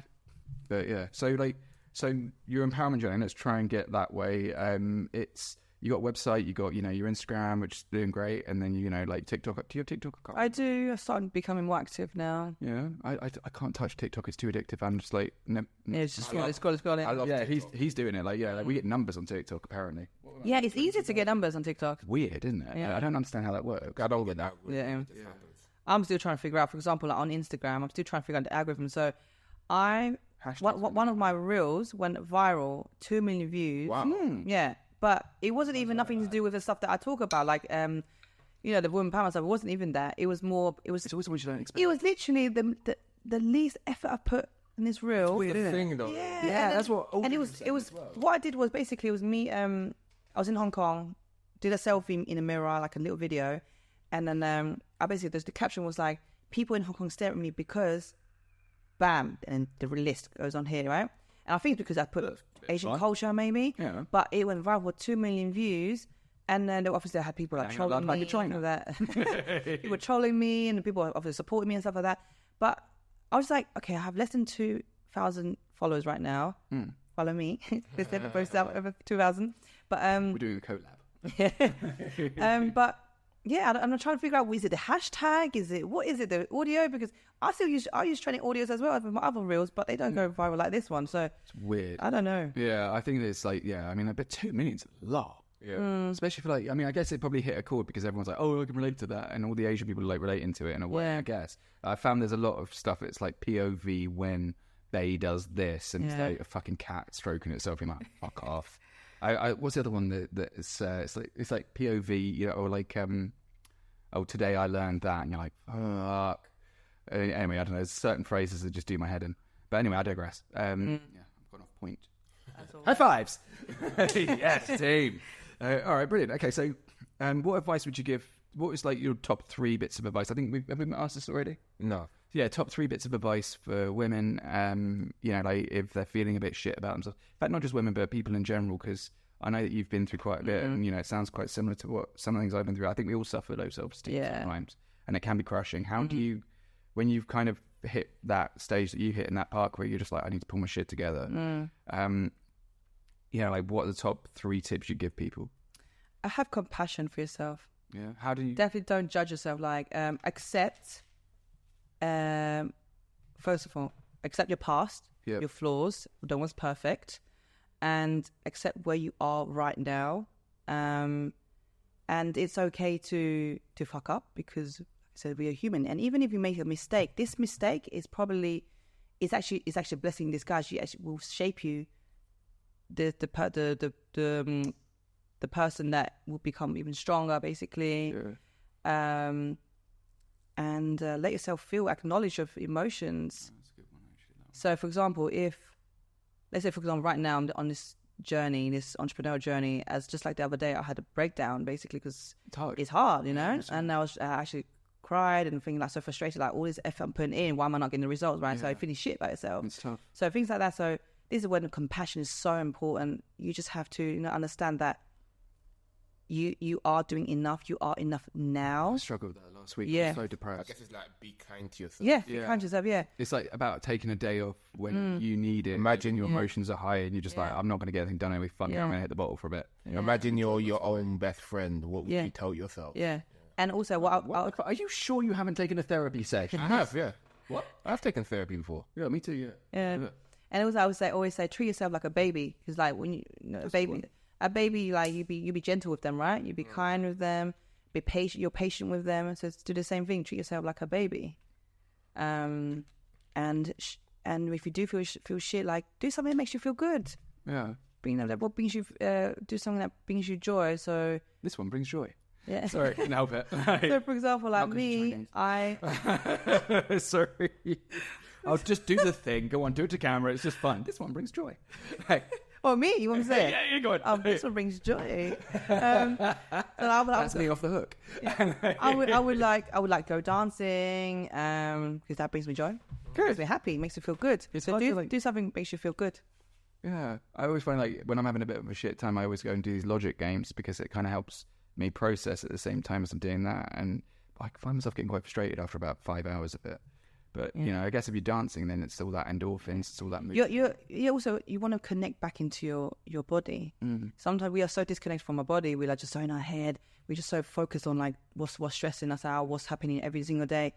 But maybe just take a moment and just be in a moment like you're breathing, you can see, you've got, maybe, I don't know, you've got a roof over your head, or like you have this, do you know what I mean? Like just take a moment and just breathe. And then, yeah. It's amazing, the difficult thing to do, I think, when you have to like have that moment where you're like... It is hard, don't get me wrong. Like, it's easier said than done, obviously. But how do you recognise when you're feeling that way? Or when you need that kind of self-love, how do you recognise that now's the time to just... that time? So, I would say, right, I am very in touch with my body now, meaning that I listen to my body. So, if I know I'm feeling stressed, then I'll slow down. Yeah. I'll try not to be hard on myself. So, for example, I might go for a walk in the park because it's basically regulating your nervous system. You know, because we are so stressed over just, oh shit, I haven't checked my email. You're the dumbest shit, isn't it? You know what I mean? It's so exhausting. Yeah, so like actually put yourself first, thinking like, you know what? Think about, if I don't answer these emails, is someone gonna die? Yeah. Exactly. No. So like, when email didn't exist, how did these people contact you anyway? They probably had to wait. That means, yeah.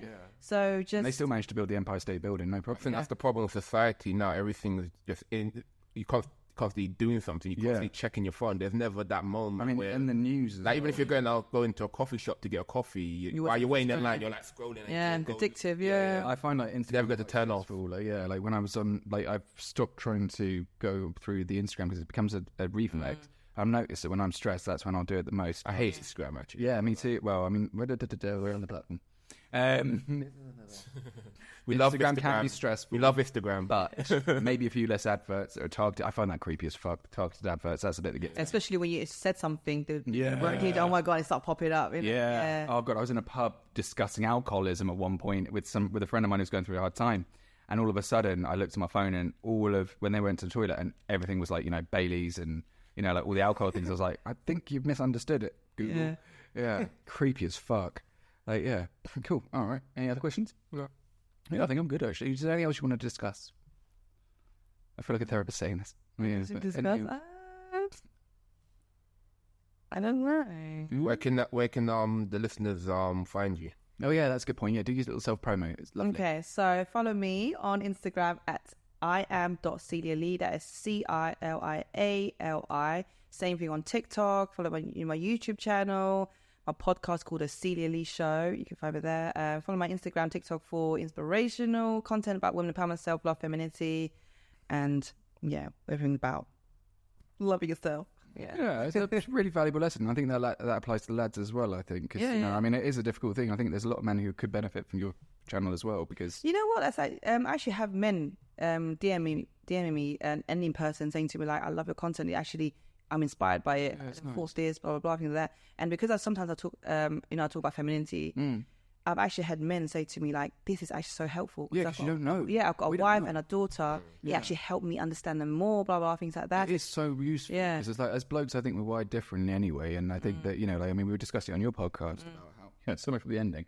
But like, but like, it's all right. Can we chop it and then move it? Yep, good. All right, good lad. I love you, Marlon. I love you. Look at me. Who loves you? I'm a wife with nothing. yeah. No, he's got to that stage where it's like, look, man, if you keep interjecting, I'm not doing it. It's like you can't even write the. Yeah. Anyway, sorry, what was the question I was going for? About you, because I said. Oh yeah, because like we thought we were the only blokes you'd ever interviewed. Well, no, really. So could you? The first question you asked us was I've like, checked out your content. I've seen. Shut up! Put me in it. I checked it out like a month ago. But sorry. Okay, great. Now I just completely forgot what I was going to say. You say about tell me about I think other guys maybe that came on. Yeah. Okay, so no, I mean like, so what have you kind of like? How do you reckon blokes should treat women in general, like to make them feel? Because if you want to support your woman, it can be very difficult sometimes. I mean, hell, I've had some struggles this week. Especially when they say things that hurt you. Yeah. Like how's the best way to kind of reconcile and like manage, when they're in a bad place and they're kind of a bit upset with things and everything. How do you deal with it? Let me ask you one question first. Do you know anything about period? Oh fuck yeah. Oh my, what, as in the period? Yeah, period, like blood period. I feel like that's a taboo thing now, but like, it's honestly, not taboo. It's a pain in the arse. Like for us blokes, it's like, I mean, last week, I swear to God, I've realised that we have a big fight once a month. And I was like, there's a correlation here. Yeah. And then I can explain. Do you know much about it? Yeah. And also, what can we say? Okay. Yeah, what do we say to be diplomatic without getting our asses kicked? Okay. So, because they're already pretty scary as it starts. Let's just debunk all the myths and all of that, right? Love you. Okay. So, taking notes now. When girls, you always hear, oh, I bet she's on her period. Why is she moody? You know what? You're right. We are moody because we are coming on. Reason being because it's called a luteal phase, which is the week before our period. All our emotions, the truth is coming out, right? Christ. Why is it the truth? Why does that always have to be so harsh? The truth, our emotion, the emotions that we suppressed are all coming out. That we have basically, for example, so the week after our period is called the follicular phase. So this is when we're more lenient. We're more like, yes, fine, blah, blah, blah, like that, right? But when it's in the luteal phase, your truth comes out. You just want to speak your truth out. You're like, you know what? I'm not. You're done with taking shit. Yeah, basically, that's why they're moody, and we're not even just tolerating stuff. It could just be previous issues that they haven't dealt with, right? Tell me. Anyway, and they're more emotional, and it's true. And also that's why I'm saying basically, if you want to understand your woman, you have to understand where she is in her cycle. So if she's on her period, good luck trying to ask that question in the moment. Yeah. So when you know, you know what? There are actually apps where you can actually where she track, and you can even like ask her where she is, or even share it with you. And you can, for example, if she's on luteal phase and she's starting getting more emotional or even aggy, you can just basically hold space. No, run, boy. Oh, a lot of women are gonna be like, for fuck's sake. No, yeah, just like quietly show up. Yeah, dark chocolate. Be like, please leave me alone. Say shh. Like hold space out. What is it? We just want comfort. Like hold space for her. Can be like, what is it that you like? Let's talk about it. Like listen to her. Sometimes we women, we just want to be heard, right? We just want to be heard. I did that, and she destroyed me. Like, I spent most of this week depressed because she went for the jugular, and I was like, well, I was just trying to be a good boyfriend. I don't want to go into it because I'm trying to get over it. But long story short, it was. My girlfriend's Romanian, and Eastern Europeans, they are very, very, very brutal when it comes to it. If they want it, she does not hesitate to speak her truth, should we say? Which I respect about her on the one hand, but on the other hand, ouch. But however, that means, you know what? No shade to your girlfriend. No, not at all. Just want to say that remind me of something. Some women might want to use it as an excuse. Like they also obviously speak. It's all about their character as well. Yeah, she did apologize. Do you know what I mean? So she's been a dick. Like some people, if you come up with all this horrible stuff, mean stuff, I think it's quite telling about their character.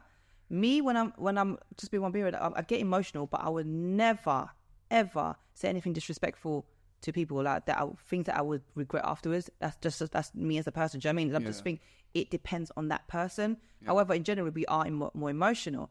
Anyway, it's way easy to get overwhelmed, and when you're overwhelmed, it's quite difficult not to kind of feel that frustration and anger in general. And we need to release, men and women need to release. And in a safe space as well. I guess, in a way, it's almost a mark of honor that, not a mark of honor, but it's a mark of trust that, I'm not saying it's okay to have a go at your boyfriend or girlfriend or whatever, but if, when they're, able to, sort of just be like, fuck it, and then have a go, but not, as long as it's not, but then they also have to appreciate the fact that some of the things they say are fucking hard. So that's what I'm saying, So that's what I'm saying. Like set up a boundary. Yeah, that's what I'm saying. Like some women, like they need to check themselves. Basically. Yeah. Oh yeah. Tell me. They need to check themselves.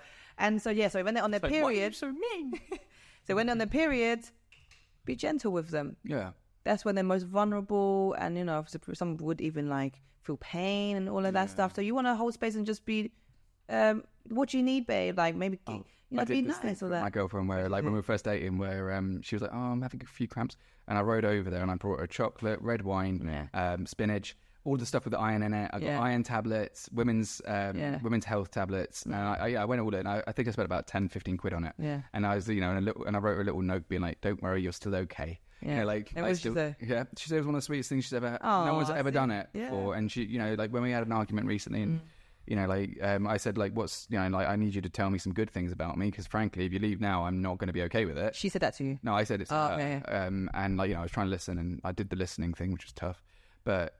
She said that, and she said that, I've never had anyone take care of me the way you did, and I still adore you for it. It's so caring, and it's so good, and I still remember that. Yeah. And it was like a year and a half ago, or whatever it was, and it's just, you still do those little things.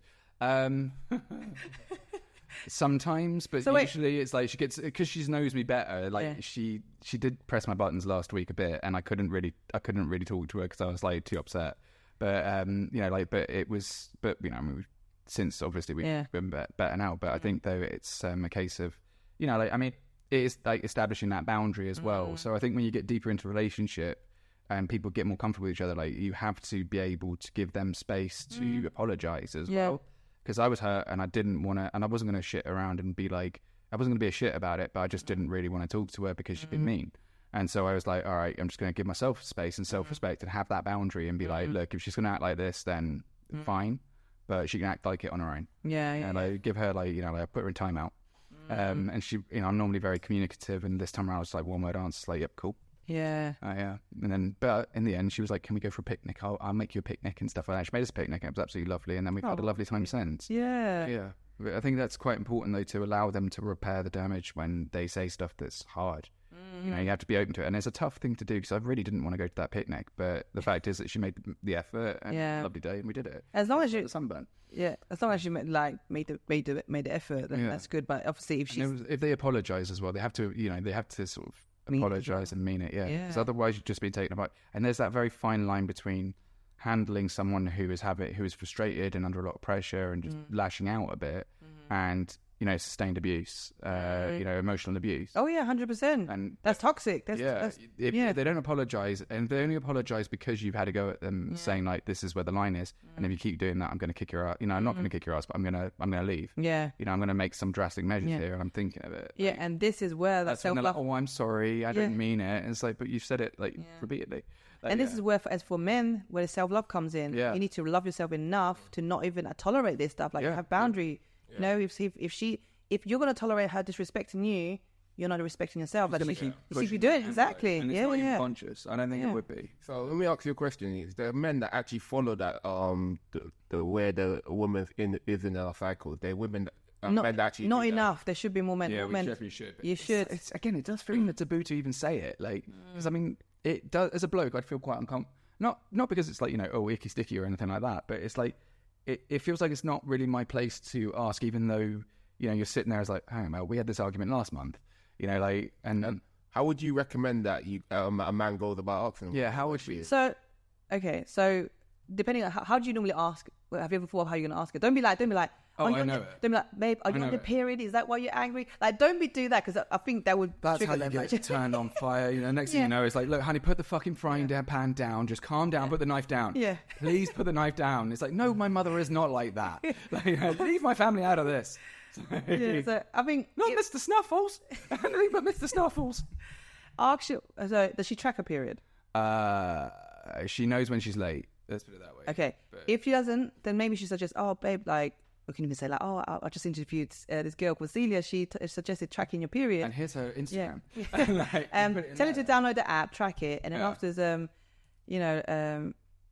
think, I don't know if all apps have it, but some of the apps allow you to share it with your partner, so your partner also knows, because you can also improve your sex life as well. It does help, doesn't it? I've noticed there is a pattern, isn't there? It's like you can improve your sex life as well. You said there was a stage after the period, and I don't want to like overgo with this, but is that when are you most likely, as a bloke, when you ovulate? When are we most likely to get to be lucky if we try it on in that period, in that stage? Ovulating. So basically, this is on the day 8 onward, between day 8 to day 14, I think. Is day 1 when you start to? Oh, sorry, no. When you start to? No, menstruating is day 1.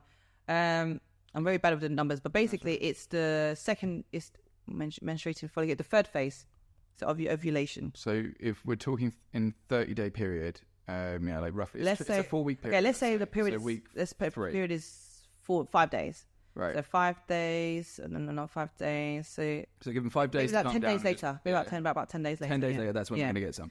Yeah, because so that came out very crudely. Because they're very bit more horny. They're horny. They're like this is basically all the hormones are at their peak. Like the reproductive hormones are at high. Energy is at peak.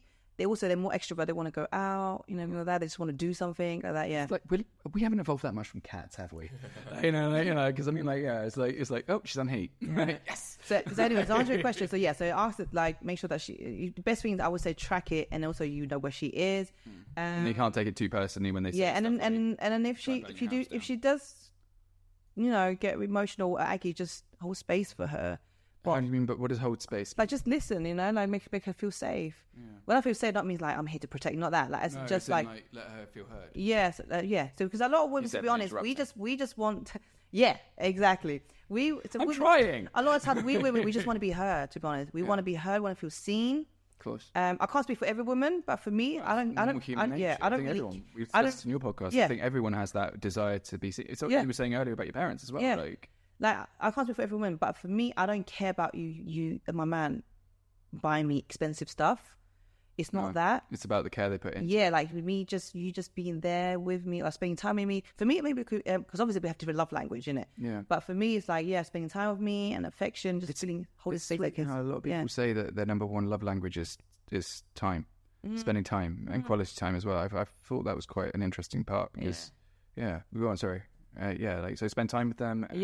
That's for me anyway. Like that, and that's how to be honest, a lot of women, why we complain because we don't feel heard. Like back then, the guy I was with for 9 years. He once said to me, "You're always complaining. You're never grateful." That's something that I struggled with last week. So now I do a lot for you. Just tell me what I do that's right. And then I think redirecting the narrative from her being frustrated and angry at me for various things, none of which were really my fault, but I'm doing my best. But was there any truth in that then? I would say nothing in back. Cut my bit there. I would. I would say but the thing is, it takes two to tango. Right. The reason I kept complaining because now he was very slow with everything he promises me. So, for example, an example like the flat we was living at, he said he would paint the walls. Right. Okay. Oh, to be fair, that's a bitch to start. The thing is, he loves painting. He's a handyman. Oh no. He bought the paint, left in the living room for a good 6 months, and he has done nothing. Yeah. So then I was like, when are you going to do it? So little things like that. Like getting the we are like that. Yeah. Yeah, do you know what I mean? But that's, I'm like... It took me 3 months to do my ceilings. I just sat there living in squalor. Yeah. And I was literally living in bin, so... But that's just one example. It's not just because of the painting. There's a lot of many other stuff like you say you would do, but he just takes his time and just won't do it like that. And it's like, you make me feel like what I tell you, you're not listening to me anyway. So, yeah. So at the time, I can see it, but I think... What I would do differently now, instead of complaining, what I tell the ladies now, my audience, is that communicate, like compliment them. For example, saying for example, let's say I'm your girlfriend. Let's you lucky thing. let's say I'm joking, by the way. I didn't say I was out of your league. What did you say? I was like, you'd be lucky I'm out of your league. Oh. But then I thought about what you've been saying earlier. I'm like that. Yeah. Come on, you little zero. I'm like, sorry, that was harsh there, but you laughed. I'm off the hook. Yeah, okay, right. Don't worry, I'm not taking it personal. And so let's say, for example, you organise a date night, right? Yes. And I'll be like, oh, babes, I love this restaurant. I love the fact that you great choice. You did just compliment what you did. Yeah. and it inspires you to do more, right? Of course, yeah. So by the time I didn't do it, I never complimented him. I just like, okay, thanks, babe. You know what I mean? So he must have felt a bit taken for granted, and you felt taken for granted. Yeah. So obviously, that's why I'm taking accountable. I wasn't just him. It was I was respect that. Yeah. So that's what I'm saying. Like, to the girls, if you want a juicier relationship, improve your love life, and give blowjobs. Yeah. Okay, that. Work on your blowjob skills. No one ever got divorced over too many blowjobs. And just like, know how to hold space for your man, because the man also wants to be heard and seen as well, not just you. Yeah, it takes two to tango. Yeah. I think that's something that, there's. I mean, when I was having a bit of a crisis of masculinity and like following a major breakup, it was something that I had to learn was that it's okay to like to have needs and and to want to be complimented on things as opposed to being needy or whatever. It's not. It's just human nature to want to feel good about yourself.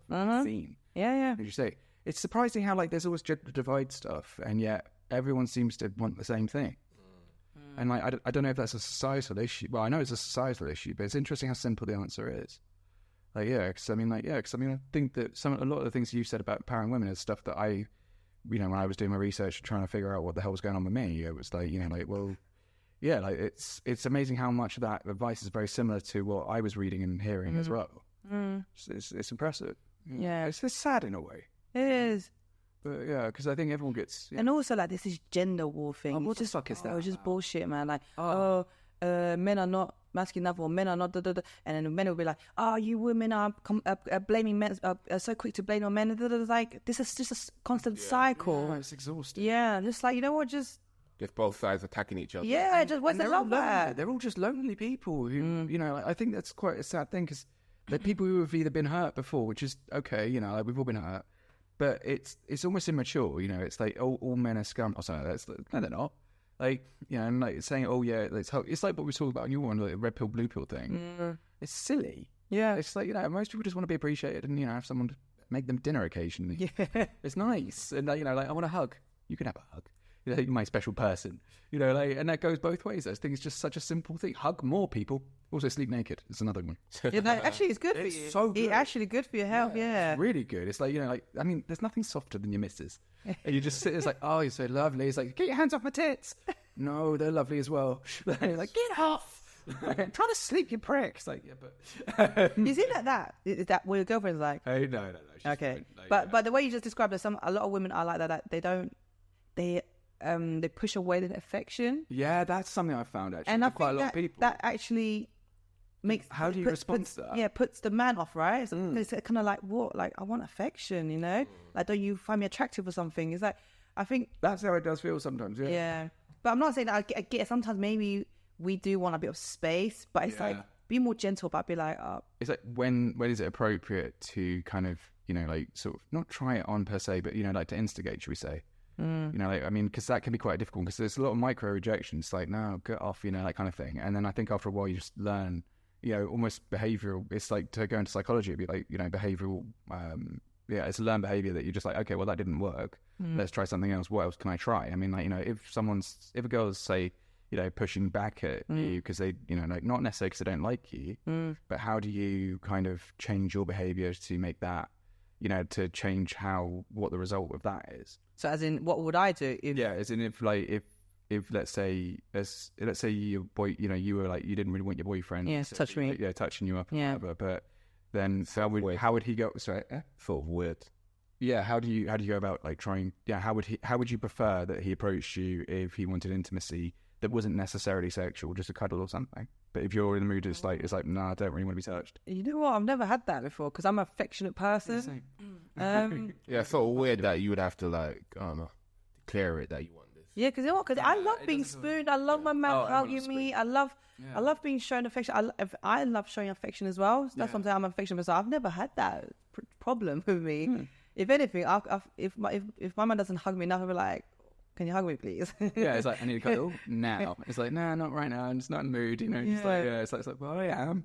But if I think sometimes some women are just avoidant. Yeah.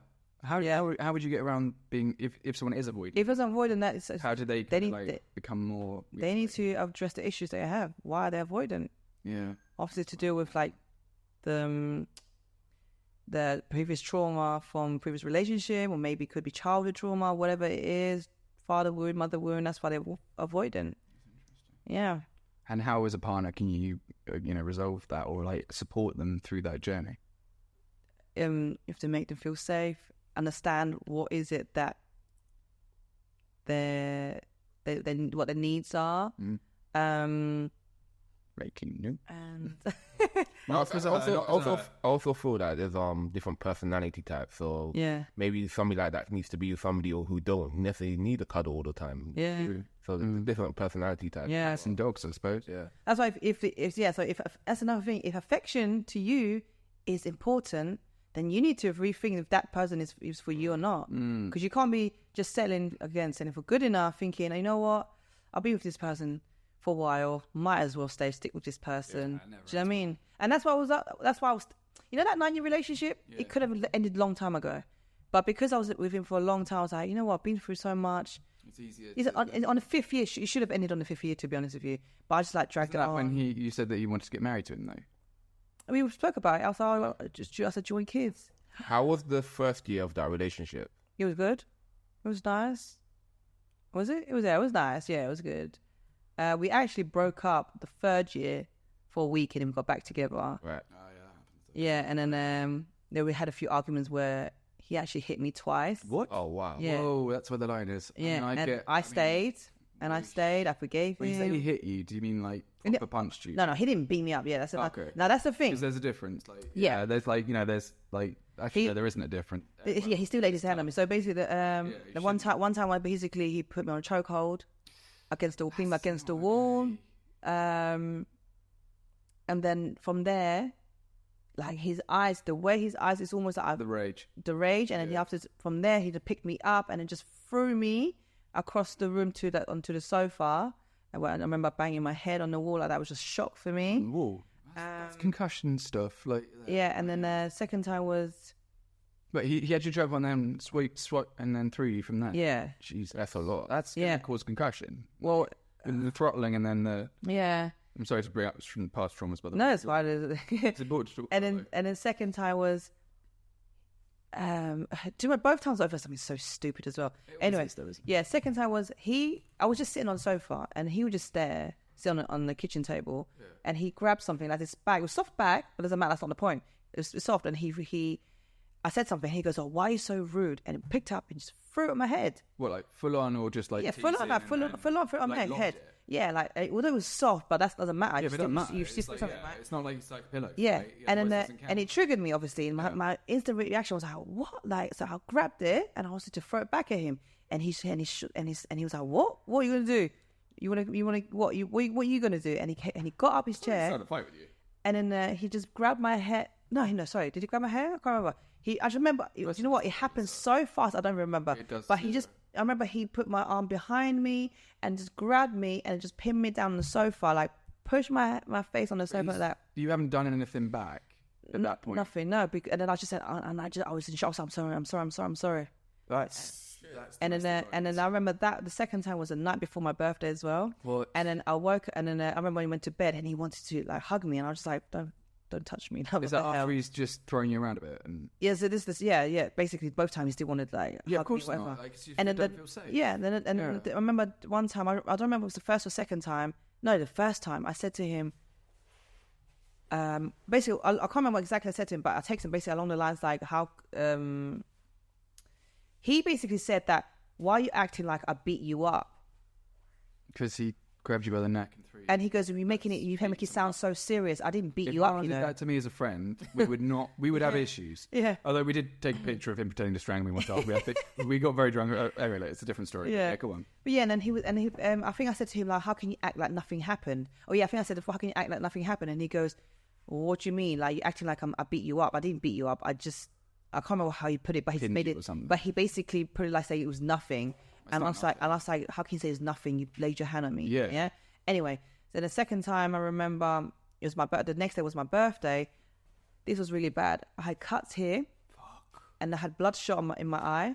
And I didn't even know until I got into. I remember it was going red, but I didn't know there was a bloodshot there. Yeah. So I'm going to work, and then the security guy, I say hi to at reception. He looked at me, and was like, Yeah, he was like, what happened to your eye? I was like, fall off a bike or? And I was like, I said, because I wear contact lenses. I was like, it's just eye infection from the contact lenses that happened.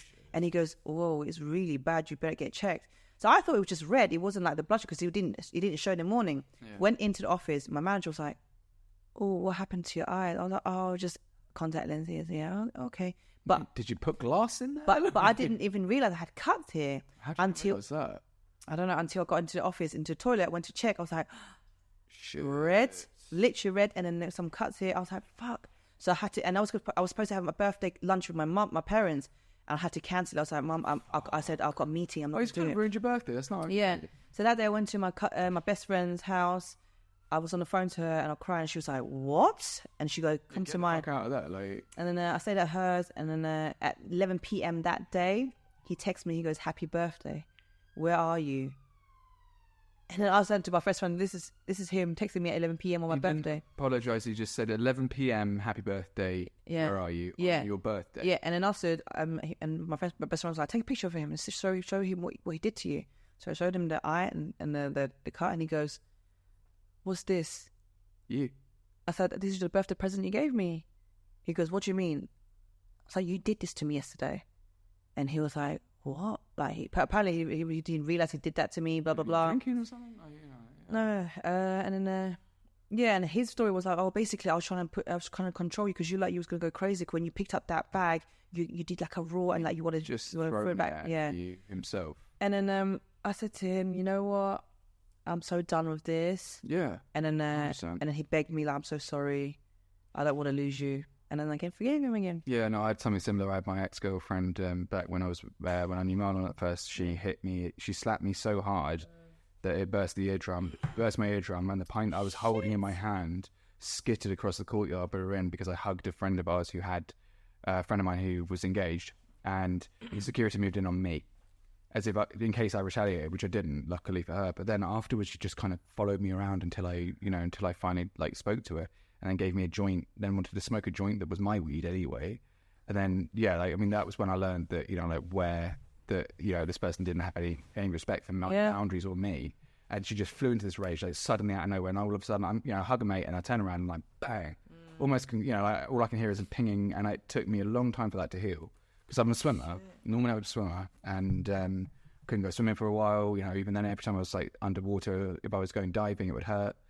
Stuff like that. It was weird. It still does it sometimes, actually. Just weakened eardrum, and you're just like, what the fuck was that? And then you think at the time you're like, all right, well we all have days where something goes wrong or stuff like that. But when it's the shock of it, and you don't know how to react because there's someone who's supposed to love you, and you're supposed to be the person who's there with me, or I'm a partner who I've done a lot of good things for.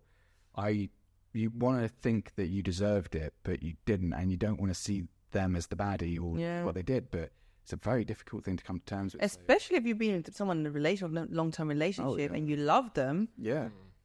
It's hard. It's like, if for those people who have not been through it, they'd be like, oh, but they hit you. It's a non-negotiable. Walk away. It doesn't work like that. It's a lot harder. You want to forgive them more. Yeah. Exactly. You were living with him as well, weren't you? You don't want to believe that that person. Let me ask you, when he did that, was he the next day apologetic or sorry, or did he gaslight you, or that didn't happen, or it wasn't that bad? Yeah, so the first time I was telling Les earlier, basically, I remember I was going to work. I think, Chris, was he awake? I can't remember, but I think he woke up. We both woke up at the same time, and he was talking to me like nothing happened or something. So I just didn't really want to talk to him. He was in a lot of denial and shame. And then so when I got out of the house, I texted him. I was like, how can you act like nothing's happened? Was that right? I know I said something like that, but I don't know why I said that to him, because he must have said something to me before that. And he goes to me, what are you talking about? Why are you acting like... You pinned me down. Yeah, why did you act like I beat you up or something? I didn't beat you up. Well, I mean, where's the line for and I'm like, someone up? I was like, you put your hands on me, like you're telling me this is not... and you say it's nothing. And he goes, yeah, I put my hands on you, but it's not like I beat you up. Yeah, again, you're a lot smaller than him. That's terrifying. Yeah. He was 6'3".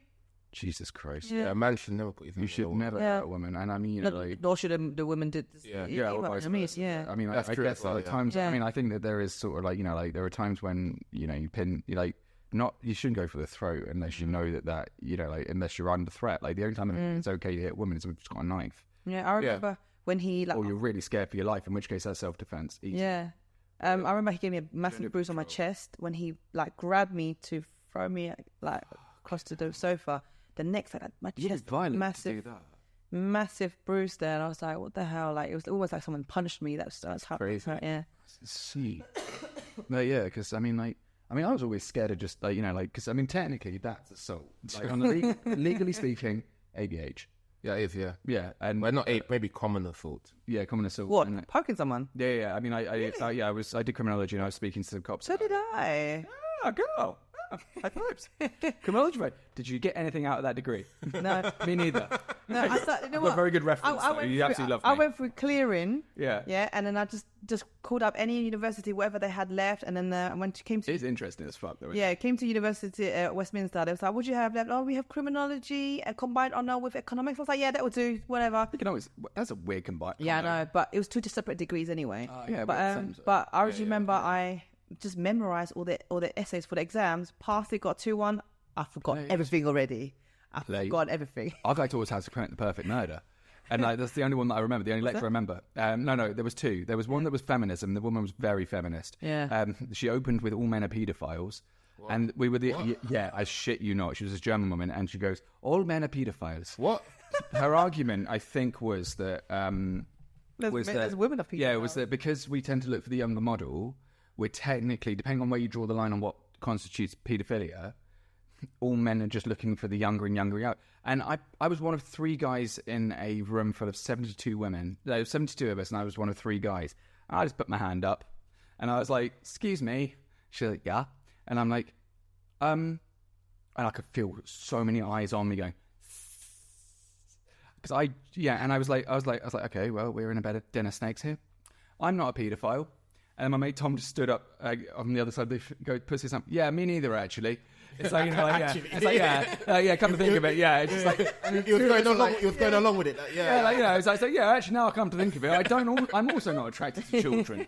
And I was like... And she looked me dead in the eyes from across the hall and goes, yes, you are. And I was sitting at that point, I was like... What's the argument, though? No, it was just her opening point was, all men are people. It's feminism and criminology. And I think that, I actually did one of my best essays for her. I got 70%. My friend, who's a girl... At least she gave you 70%. I got 70% for a first, but I put so much work into it. I'm not a paedophile. No, it was actually about the bloody code and how... but some of the reading materials was bizarre. It was like this one called the Woman's Press, which the emblem was... and there was 0 citations. People complained, including most of the girls complained about the fact that we had to read it because it was going on about some ridiculously overblown stuff about how, like our sisters were raped in front of the pyre as their mothers burned and all this other stuff. I'm like, that doesn't make any sense. The witch hunts and stuff. It was about that and the bloody code. That was it. And I read through it. I was like, there's not a single citation in any of this. There should be at least some sort of backup evidence. Why, this is just bizarre stuff. And it was this woman who was absolutely going for gold. I think it was 10 pages of this shit. And I was highlighting it. I was like, this can't be real. And so I checked it all out, and it wasn't true. I mean, there were cases where that did happen, but that was because of the person who was being executed, the family that was being executed, basically oppressed this village for 100 years, and there were worse people. There were mass murderers, that kind of stuff. So yeah, the village got their own back, but it was. I mean, but I was a bit like, that doesn't sound right, because I mean, if it's a religious society, like that's why they were burning witches, because they were scared of, they were just scared. But you wouldn't then rape someone's daughter while their mum burned. That just doesn't make sense in context. The burnings make sense in context because they thought it was going to purify, the woman. But I mean, it was just bizarre. And I was like, that's not good, And that was my introduction to feminism. Being called a paedophile, and I was like, I'm like, you point right. Yeah, I'm like, definitely not a pedo. I mean, I've got my my nieces and whatever, and I'm just looking at them. I'm like, who the fuck would ever hurt you? Yeah. Like, I can't imagine what that would be like to be like this little kid sitting here and reading a book with me. Yeah. Oh yeah. That's disgusting. She just has issues. You know what? She's been hurt probably by men. Yeah. She did seem. Yeah. I mean, she did come across a bit of a Martha. No, get into that. Old school. The baby reindeer. Oh my god! Someone told me about that. Yeah, she came forward. Perth Morgan. The interview. Unreal. I haven't actually seen the interview yet. I can't comment. But the bloke was like, "Oh, is it based on a real story?" Yeah. It was based on a real story. And then and the thing is, the guy kind of, I mean, he was a real person.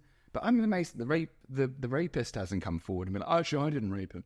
It's like, yeah, you definitely. Wait, hold on. But have I identified? Raped by a Have you woman. seen this? No, he's raped by a guy. He's raped by a guy. And then he turns to, and his girlfriend's a trans person.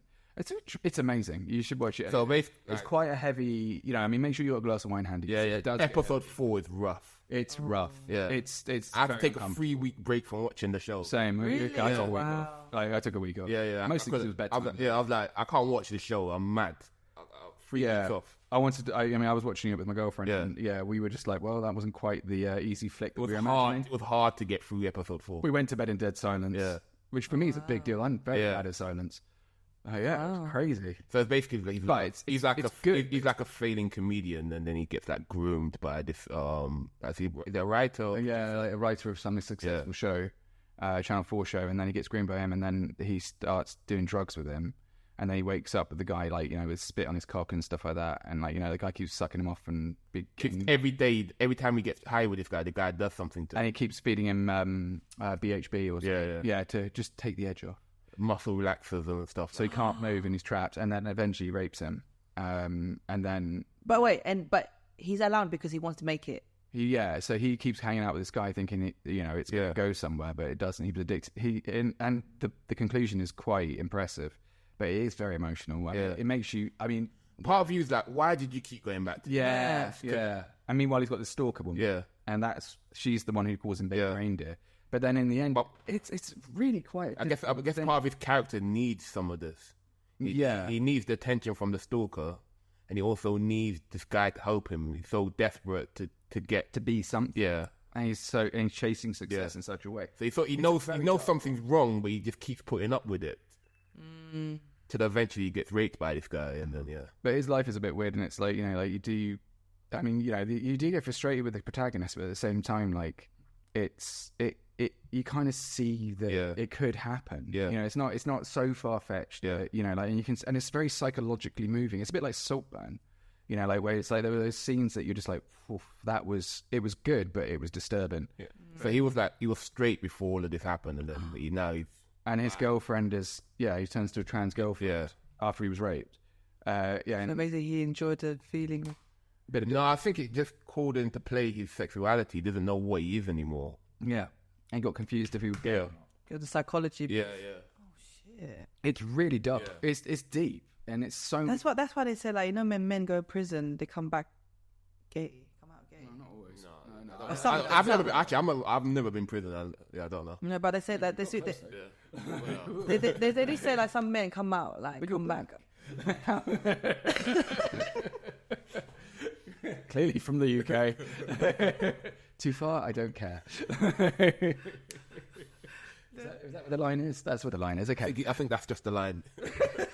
Hey, I'm not the one putting people away. Jesus Christ, I don't care.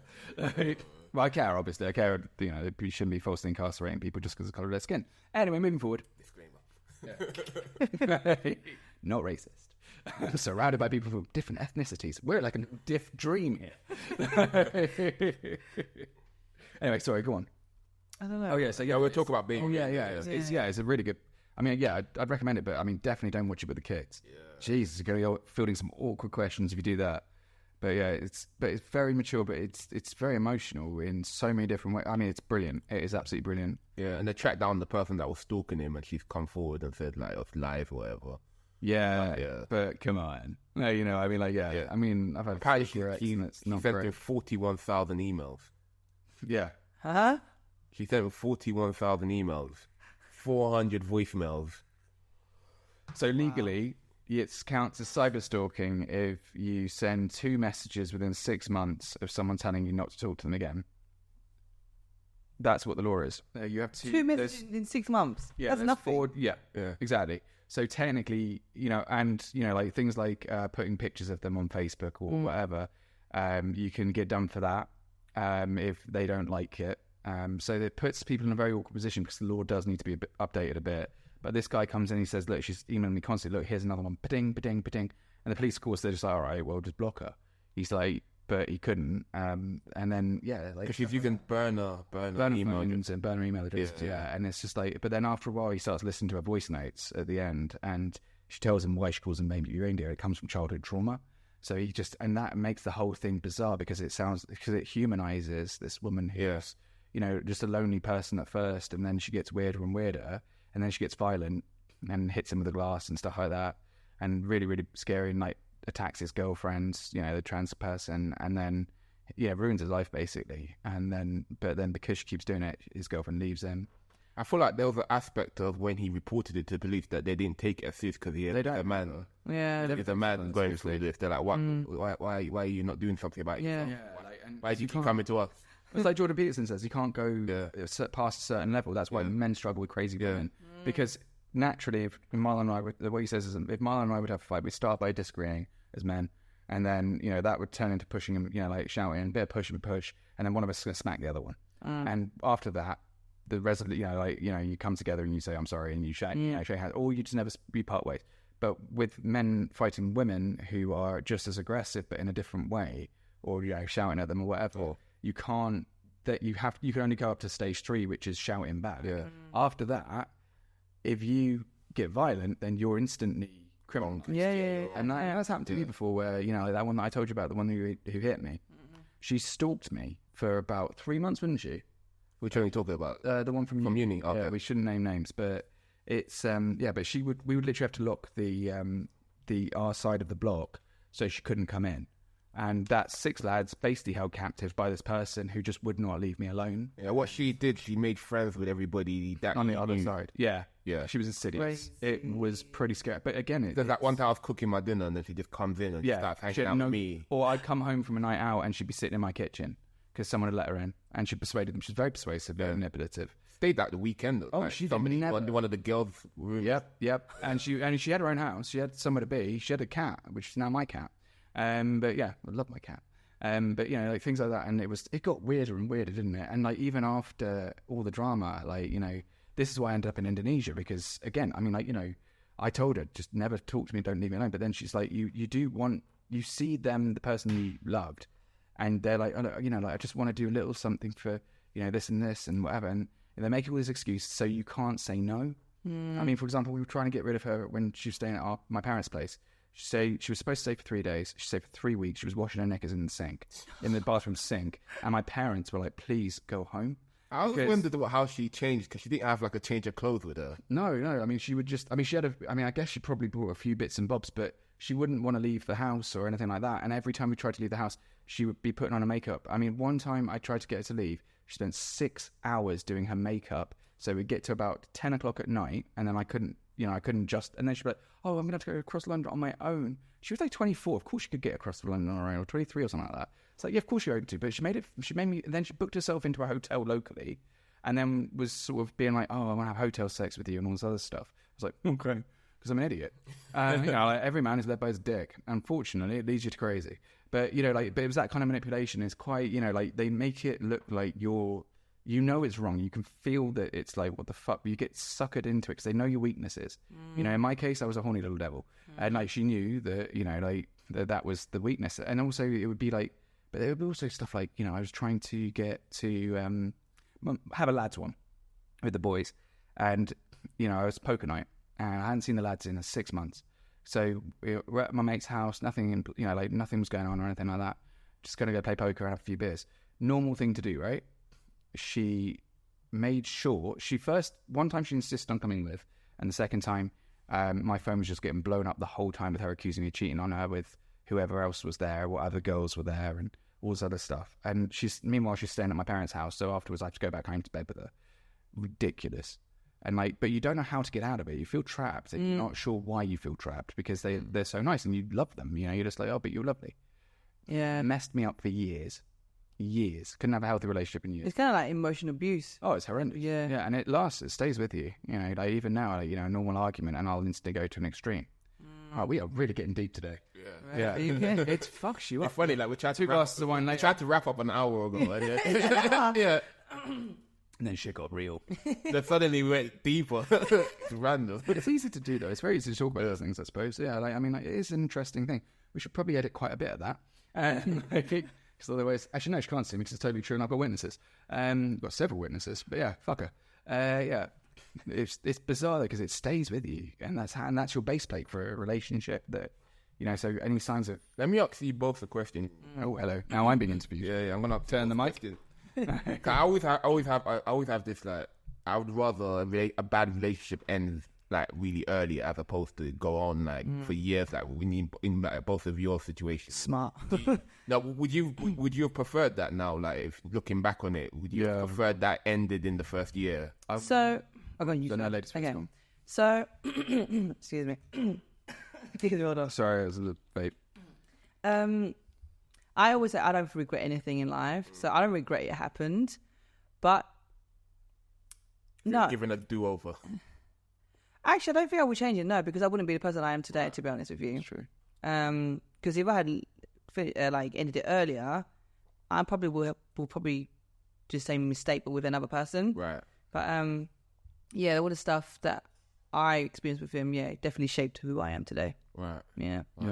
Similar. I think that for me, the killer was hope and the hero complex, because they play into that thing of I think we discussed this before. As a man, you want to protect the people, you want to be there for them, you want to make sure that they're safe, and you feel responsible for them for their safety. And it's very easy to like kind of hone in on because you don't want someone who's totally you don't want to be with someone who doesn't need you. Equally, men want to be needed. Men need to be needed and women want to be wanted. So that whole hero complex, it's like, if I'm her hero, I will go, I'll govern. And you see it as you being a stronger character and being there for them and being strong, but actually you're being manipulated and you're being lured in a bit further, and they're seeing where those boundaries are, and they weren't there. But then you also have the hope element, which is, I hope this person can feel better, and if I do this and this, then maybe they'll be better, or maybe that will help them, and maybe they'll get through what they're going through, because they've always got trauma or whatever. I don't know. Yeah, so like with my reason why I stayed for so long, that 9-year relationship, one of them was like, I want to, because he was, like I said, he was very miserable. Yeah. So I was like, I cheer him up and be there. Yeah, I want to be like the light. Yeah, but then you end up them dimming your light. Exactly. Because he had a bad relationship with his family. I was like, I'm trying to encourage him, like, you to, it's a sacrifice. Yeah, like you're trying to help him heal that relationship with his family. My best friend was like, described me as I was his angel. I brought joy to his life. And for the last and like I said earlier in the beginning, a lot of girls think, I want to be the fixer, I want to be the healer, and that's what I was at the time. I was like, I want to be that, I want to heal him, I want to make him happy. Yeah, I want to make him happy. Only I can save him.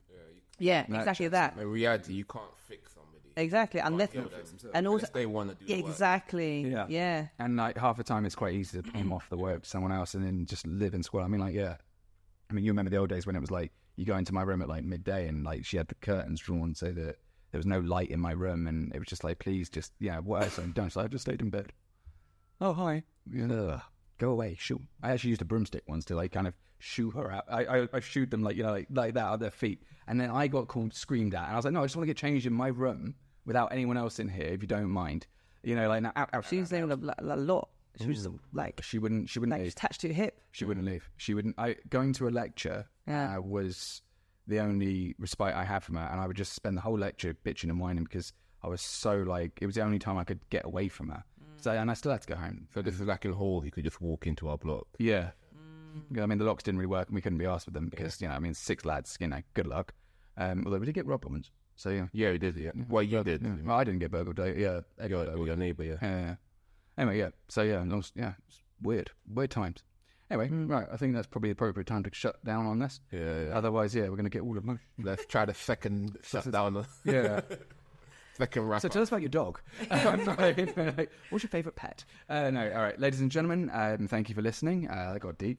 I want to thank you, Celia, for being with us. Me. Yeah, it's been a lovely evening. I enjoyed it. I'm glad. Yeah, I mean, come back anytime, obviously. And we thank you for the tips about empowerment and the deep stories. And I can't believe you actually admitted to cheating on someone. I'm an open book. I literally Same here. I like open books. They're the best kind to read. And I think also, because I'm open book, I think people can relate to me. Absolutely. Relatable. I'm not hiding nothing. And also, when you speak your truth, people can't tell you shit about you, because then it's like, can't use it against you. Exactly. It's a strength. Yeah, you really claim your power. And I think people who turn around and say like, you shouldn't be saying that, or they don't tend to be very happy within themselves. And I think if you restrict yourself too much, then where's the real you? Mm-hmm. You're not being your true authentic self, as I always say. Yeah, although it does not go well commercially. You want to fish that rapper? Sorry, big one. 4 hours. Oh shit! No, we're on 2.5. All right, ladies and gentlemen, thank you for listening to us. I've been Les Steed. I'm Marlon White, and this is Celia. I'm Celia Li. Yeah, boy. All right. Yeah, lovely to talk.